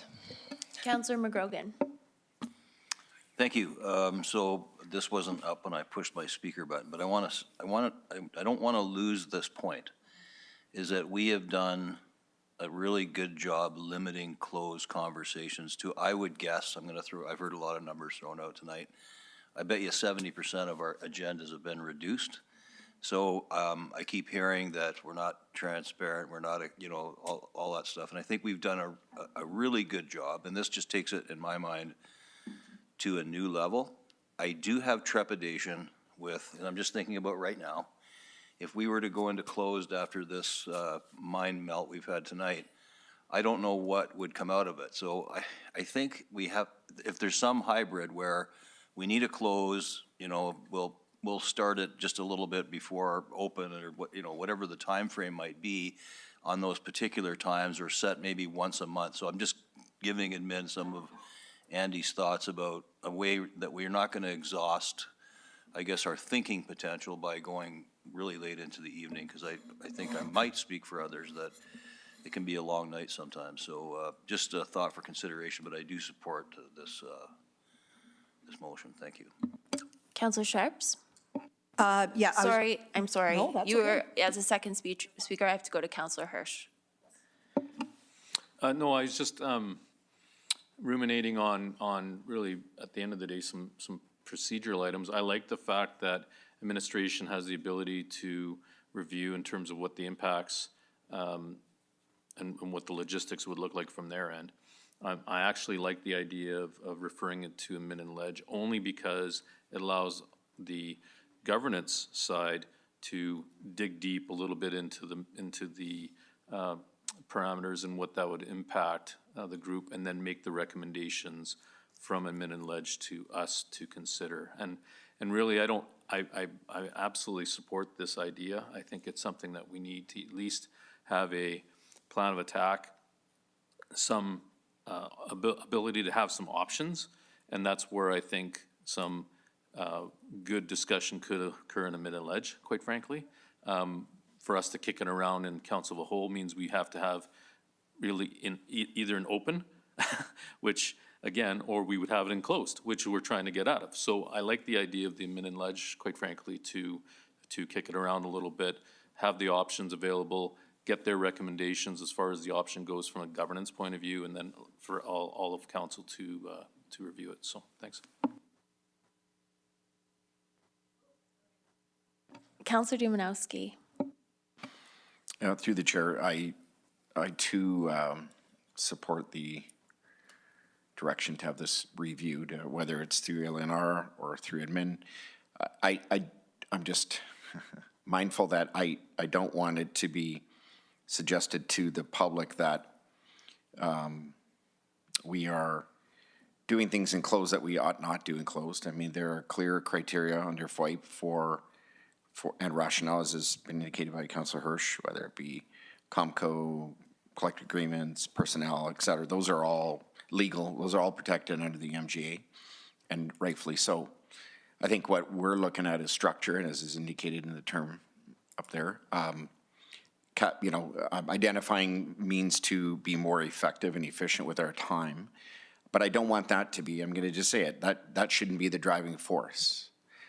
If we're going to look at removing a set time for close, that's one thing. And honestly, over the years, we didn't have a set time. We had a scheduled anticipated time as a council many years ago, and then it was adjusted each time according to somebody's determination of how much time we would approximately need in closed before we went to open. So some days we met here at 2:35, sometimes it was an hour before open, and we adjusted it. I think where we've put ourselves in a predicament, if I can call it that, is we've said 3:45 we're going to have closed, whether we need it or not, or how much time we need or not, and then there is that gap. So there are times to the public, we're done, 45 minutes into close, and we're sitting having good conversation. Sometimes we need it, but we're just socializing amongst ourselves unnecessarily. So I like the motion for the sake of trying to identify a structure that better takes into consideration everyone's time, which is valuable. But I didn't want it, I know more will come, but I just didn't want it to be left to suggest that we are doing things in close we ought not to, or we are doing too much in close. So I think the structure is the key word here, and I support that. Councillor Sharps. I just wanted to answer again Councillor McGrogan's comment. It was interesting, I watched Cypress County on a closed, and they start at 2 o'clock, I think their meetings start, and they had a closed item, so they just decided, they kind of looked at their watch and it said 3:30, okay, let's go into closed. And they literally closed the meeting for a half hour and came back. It was very interesting. I don't know if that's what I have no idea, but it was interesting. So I guess what I'm saying is there's work around it. And I would agree with you, Councillor Dumanowski, that 90% of the time, we have, or to Councillor McGrogan first, that we have moved majority of the things out, and we've done an exceptional job with administration. I guess I still feel that there's that odd little bit, because it's there, it's a scheduled, it's easy to sneak in, and I want to make sure that we never use that. And we never give the public that perception that we're using that. So, yeah, that's the reason. So I am more than happy to change this to council directs administration review council meeting structure and send back to admin and ledge. I'm not emotionally attached to where it comes. I just want it dealt with. Councillor McGrogan? Thank you. Through the chair, if we're looking at setting our schedule for the new year, I'm wondering, is for expedience sake, if we should avoid admin and ledge. And I'm not trying to get out of work, we're underemployed. But I do wonder if this is a case where it might be best just to come back to council and have that discussion after admin. I'm just throwing it out there. I'm good with it exactly how it is, and it doesn't have to come to admin and ledge in my view. We did already set our schedule at the organizational meeting for the next year. Yeah, I guess it's the whole matter of scheduling the closed piece, but however that looks. Thank you. If Councillor Hirsch isn't, if he's okay with it, then I'm happy to just proceed, because there's already been seconded, right? Yep, you would need a motion to amend the motion. We're going to catch it anyway, right? We're the catcher's mitt, so I'm fine with that. Okay. All right, we'll vote on the motion.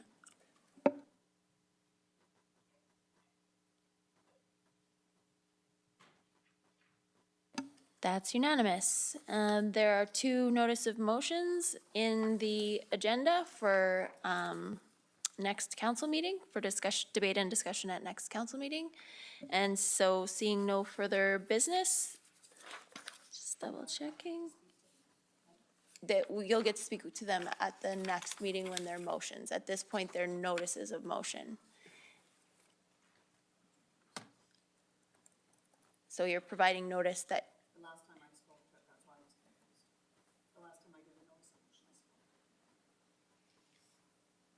well, I think that they weren't, I'm not sure if you did it in open. So they could understand actually, I'll be honest, Mayor Clark, if I believe, I'd like to go around the table to see if I have 2/3 interest in talking about this right now. That would make it easier, wouldn't it? okay. I can talk quick. You sure can, if there are 2/3 majority for dealing with the violence, harassment, and discrimination policy. So Councillor Sharps has requested 2/3 majority, so we'll vote and determine whether we want to discuss this now or at the next council meeting.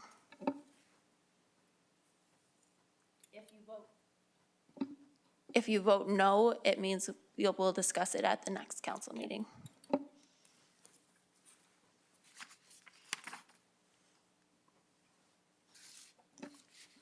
That is 2/3.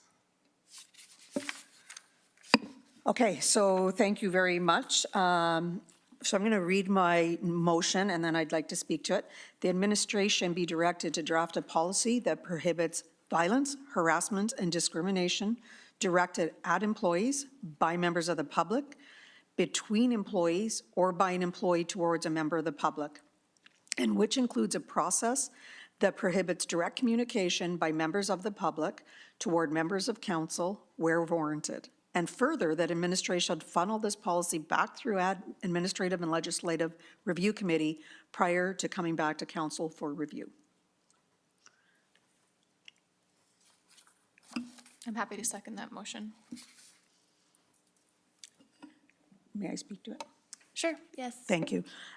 So the reason I'm asking, and I'm going to be asking for the next one to be 2/3 vote as well, is I do believe that there's a little bit of a sense of urgency. The last few months have been, you know, it's one thing as politicians to get berated and raked over social media. I think there's an expectation that we take it. There's absolutely no expectation that any employee be treated the way that some of our public has treated. And trying to find a policy, there wasn't one. And you know what, you would think that this was common sense, but it's not. So as the governance of this huge employer, it's our responsibility to act the act, walk the walk, and talk the talk. But yet we have no policy. So I feel very passionately about this. It is okay to be direct. It is okay to be assertive. It is okay to do a lot of things. It is not okay to call people names. It's not okay to jeopardize their careers. It's not okay to cause harm to their reputation. Reputational damage is huge. So no employee and no council should ever feel like after being dismembered in public that we are owed the community to answer and take a public flogging. That's just not it. And what was interesting as I was doing my research, both on this one and the next one, we are probably the only city again and municipality, provincial and federal, that doesn't have a policy. So there is literally members of our public that can only deal with the sergeant of arms at the provincial level because they have been so abusive to provincial staff. So this isn't new, it's just new for us. I would like to clarify that the city does have a respectful workplace policy. Respect in the workplace. Managing Director Egert, can you confirm that? Yes, we do. It is not as inclusive as this. City Manager Mitchell? Thank you. You are correct, Councillor Sharps, and also Managing Director Egert, but there are limitations on the respectful workplace policy, and we've found that out over the last few months. There's gaps, as there are gaps in the Council Code of Conduct, which we are looking at. I just didn't want it to seem like the city had never done a respectful workplace policy. Councillor McGrogan. Thank you, and through the chair. I support this. I just have to say, but it almost has to go hand in hand with the next one, which is, usually we're always talking about, you know, let's separate the issues. And to me, we should almost put these issues together. The code of conduct issue, if it's not kind of fixed so that, you know, I don't want to speak for your motion next, but basically, and if the public has no way of calling out council in an appropriate way, for instance, complaining in an appropriate way through our code of conduct, then the first part on the harassment and violence, I think sometimes the frustration is, how do we get our point across? And I think by a good review of our next 12.2, which I know we're going there, is imperative to this one. So I would support both or none. Councillor Hyder. Thank you, through the chair. I completely agree with Councillor McGrogan.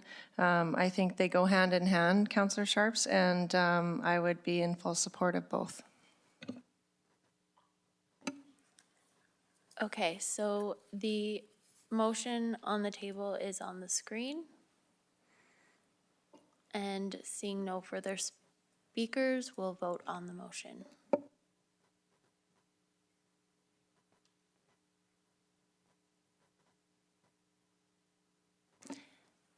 That's unanimous. Mayor Clark, I would like on my 12.2 to see if there's 2/3 interest on that as well. Okay, so we'll vote on 2/3 majority for item 12.2, Council Code of Conduct.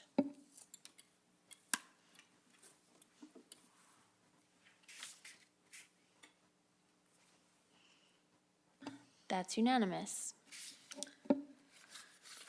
So I'm going to read the motion and then I will speak to it. So that a process for employees, that administration be directed that a process for employees, the public, and administration to complain against council members be included in the revisions up to the Code of Conduct bylaw that are currently underway.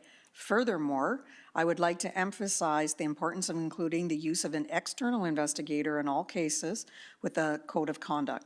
This measure will help mitigate any potential bias, ensure transparency, also regarding the cost to the taxpayers. This will also able to effectively address frivolous and vexatious cases. So you're going to have to repeat. I There's sure will. only underway up to underway in the actual notice of motion? That's because I added more. Okay. So I added, and I can make that a separate motion too. But I added, furthermore, I would like to emphasize the inclusion of the use of an external investigator in all cases with the Code of Conduct. This will help mitigate any bias or perceived bias that council is judging council. Or council has, way slower? Sorry. I apologize. Thank Domanowski. Yeah, where are you, Roundy, in external investigate? Okay, in all cases with the Code of Conduct. This will ensure any potential bias and increased transparency. Additionally, it will enable us to effectively address frivolous and vexatious cases. Thank you. Through the chair, I just question Councillor Sharps. At the very beginning, you say a process for employees, the public, and administration. Employees and administration? Sorry, yes. Yeah, I just, for clarity, we might want to put. Oh, no, sorry, I do want. You want both? Yeah, I want the public in there, absolutely. Oh, no, not the public. I'm just saying employees and administration. Yes, sorry, yes, Yeah. yes. It's a double up there. Yeah, no, correct, absolutely. You would be one and the same. Thank you. Sorry. So I'm going, is it up there? Yeah, thank you, Rondi. So I'm going to speak to this. Can you just reread it? Sure. And do we have a seconder? Do you want me to reread it first? Just like make sure that it's Sure. consistent with the motion that you're making.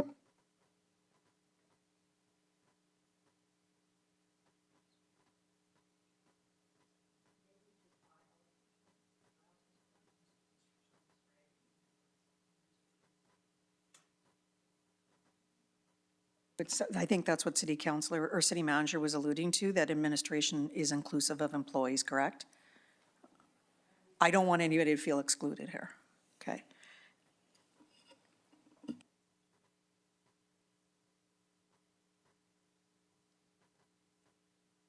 I am happy with that.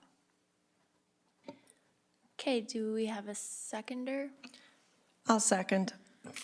Thank you. I'd like to speak to that. So. Okay. Thank you, appreciate it. I know I was rambling on. So way back when we had that lovely TNR situation, it was amazing to me how the community didn't understand a few things about how bylaws are written. Managing Director Stout tried to clear the air a few times, and it just didn't seem to work, and people were outraged over everything. And apparently somebody tried to make a code of conduct against me and then complained over social media that they were unable to. And I went to the city manager, I'm like, why can't they? They should be able to. I am absolutely fine with being held to a code of conduct by the public. However, I think that a code of conduct needs to be understood. People need to understand when they read the code of conduct and they feel that we've broken it, they're going to have to write up a complaint just like anybody else and ensure that the code that we breached is clearly and explicitly shown. Not just that, maybe your feelings were hurt or you're mad you didn't like the response, but a very clear code of conduct. I do believe that if the amount of complaints would have actually gone through, 95% of it would have been frivolous and vexatious in the past 6 months. And that is a huge cost to the city. But in all fairness, if it is against a councillor, and we'll use myself as an example, and it sits in front of another councillor, we are going to be accused of bias right off the bat. Because Councillor McGrogan really likes me. So what's stopping him from trying to get it out? And that is exactly what's going to happen in the community. So I think it's imperative, in my mind, to make sure that we do this right. There's going to be a cost to the city. Or, you know, and again, I'm going to just talk out loud. Maybe it's vetted by the city manager as long as it's not against, you know, it doesn't involve you. Then maybe it could be vetted and filtered up. I don't know if this is an RFP to a law firm that specializes. There's so many things to be done. Sorry, I just realized we probably need to make an amendment for this to go back to admin and ledge. Sorry, Andy. Can I make that own amendment? I don't think you can amend your own motion. Okay. Oh, you can. There we go. I apologize. Can we put that on the end? That this administration funnel this policy back through Administrative and Legislative Review Committee?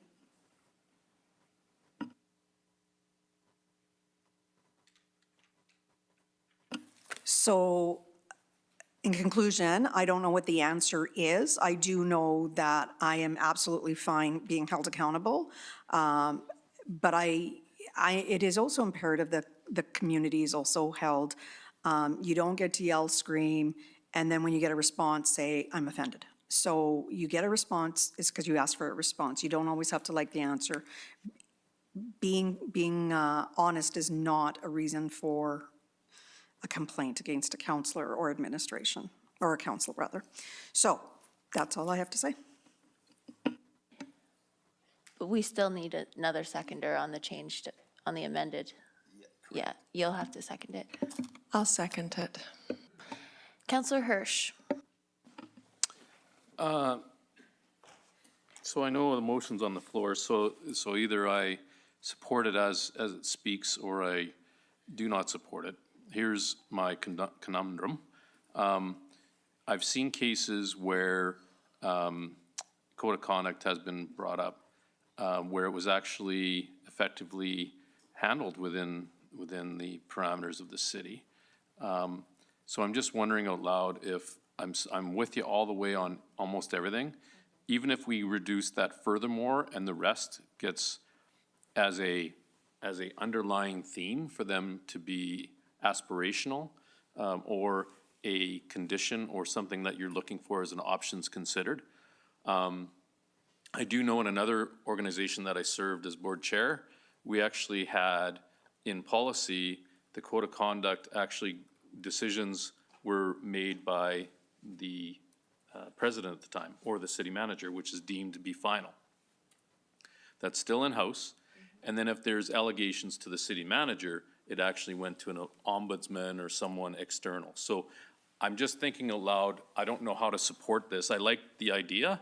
I'm just concerned that if you're going all the way on this, I don't know if I'm there. So I'm there all the way to, again, and perhaps my healthy amendment to you would be to go back to administration for them on options considered. Yours going to be in there. There's going to be other options for us to look at. I'm there in spirit. I'm just saying from an options point of view, if that makes sense, Councillor Sharps? More than happy. You know, the only reason I went external in my mind was because, you know, all I'm hearing right now is they're covering for each other and they're doing this, and I'm just so done with it. And I guess my point is if it allows us the opportunity, I still want that in there, if in fact there's an option considered. So that would be essentially a case-by-case basis, because I'm saying I've seen cases where it actually got done internally to much the satisfaction of all parties. But in the case of, as you probably indicated, political, what's the political landscape? What's the eyesight on this? What's the bias, if there is one? I absolutely like the idea and would support it. I just want to kind of have a little bit more freedom to be able to determine it. I think though, can I just clarify, what you were talking about would be a whistleblower program, and I agree that we should have an integrity officer as part of our whistleblower program. I think we referred that back at some point this term.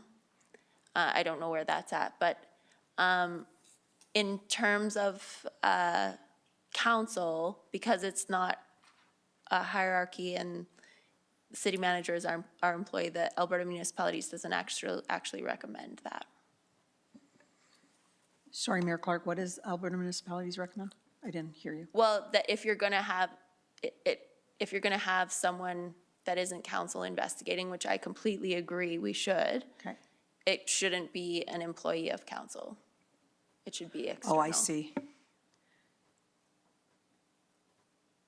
So what you have there is fine with me, but I was Right, just, right. Councillor Hirsch was Yeah. But I puzzling also through do some see things. Councillor Hirsch's thing. I'm not sure how to do that. Councillor McGrogan. Well, thank you. Maybe I have a solution. Perhaps we could look, I think this is fine the way it is. First thing is, we should have did this before the budget amendments, because I can see a spike in our budget here. That was a joke. But what I do, if I think back to my old life, is there's different levels of complaints, and that can be worked. Admin could actually build in layers of a minor complaint that's dealt with this way, you know, something that's, you know, somebody deems it, you know, a certain level because of whatever factors. And if that's considered in the way this is worded right now, I'm very comfortable with it. We don't always have to run to an external investigator, start the big engine a running. I think there's a way to kind of find a happy medium if we put some thought to this. I'm more than happy with that, and I think it still meets our need that if it gets elevated, administration doesn't have to come back, admin and ledger don't have to come back, it can just be elevated.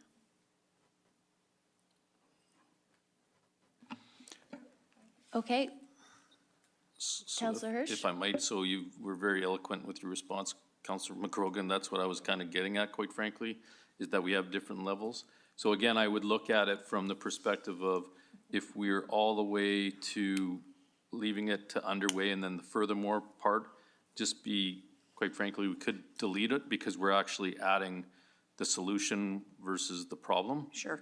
So Consider that my amendment. you're indicating the solution already, which I think, as far as option considered, is going back to what Councilor McGrogan, which I fully support. So, sorry, I'm wordsmithing, but it beats doing an amendment all evening and doing all this stuff, so Yeah, thanks. I'm happy with wordsmithing. Although, doesn't the motion have to, like, you have to make a motion to amend? Oh, no, I wordsmith that. That was all me. Everyone is in agreement, there's no opposition with what's being presented. Is there opposition? I think we should have a motion to amend. Or I can amend, right? I don't think you can. Larry said you can, but I don't think that that's a thing personally, but. I'm Yeah. willing to hang my hat on Larry. So at this time, can we just put this down a little bit? It's hard.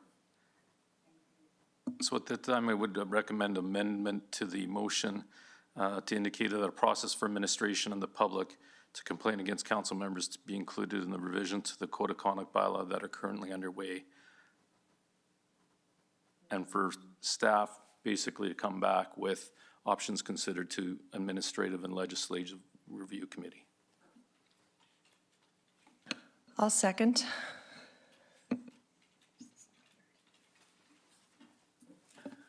Okay, we'll vote on the amendment.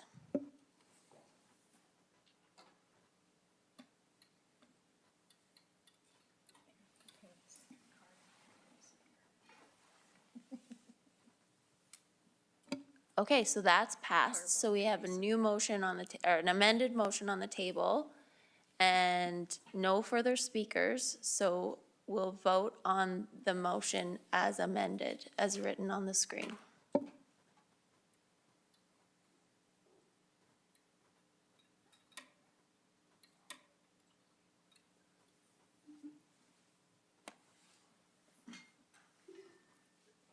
And that's passed unanimously, and with no further business, this meeting is adjourned.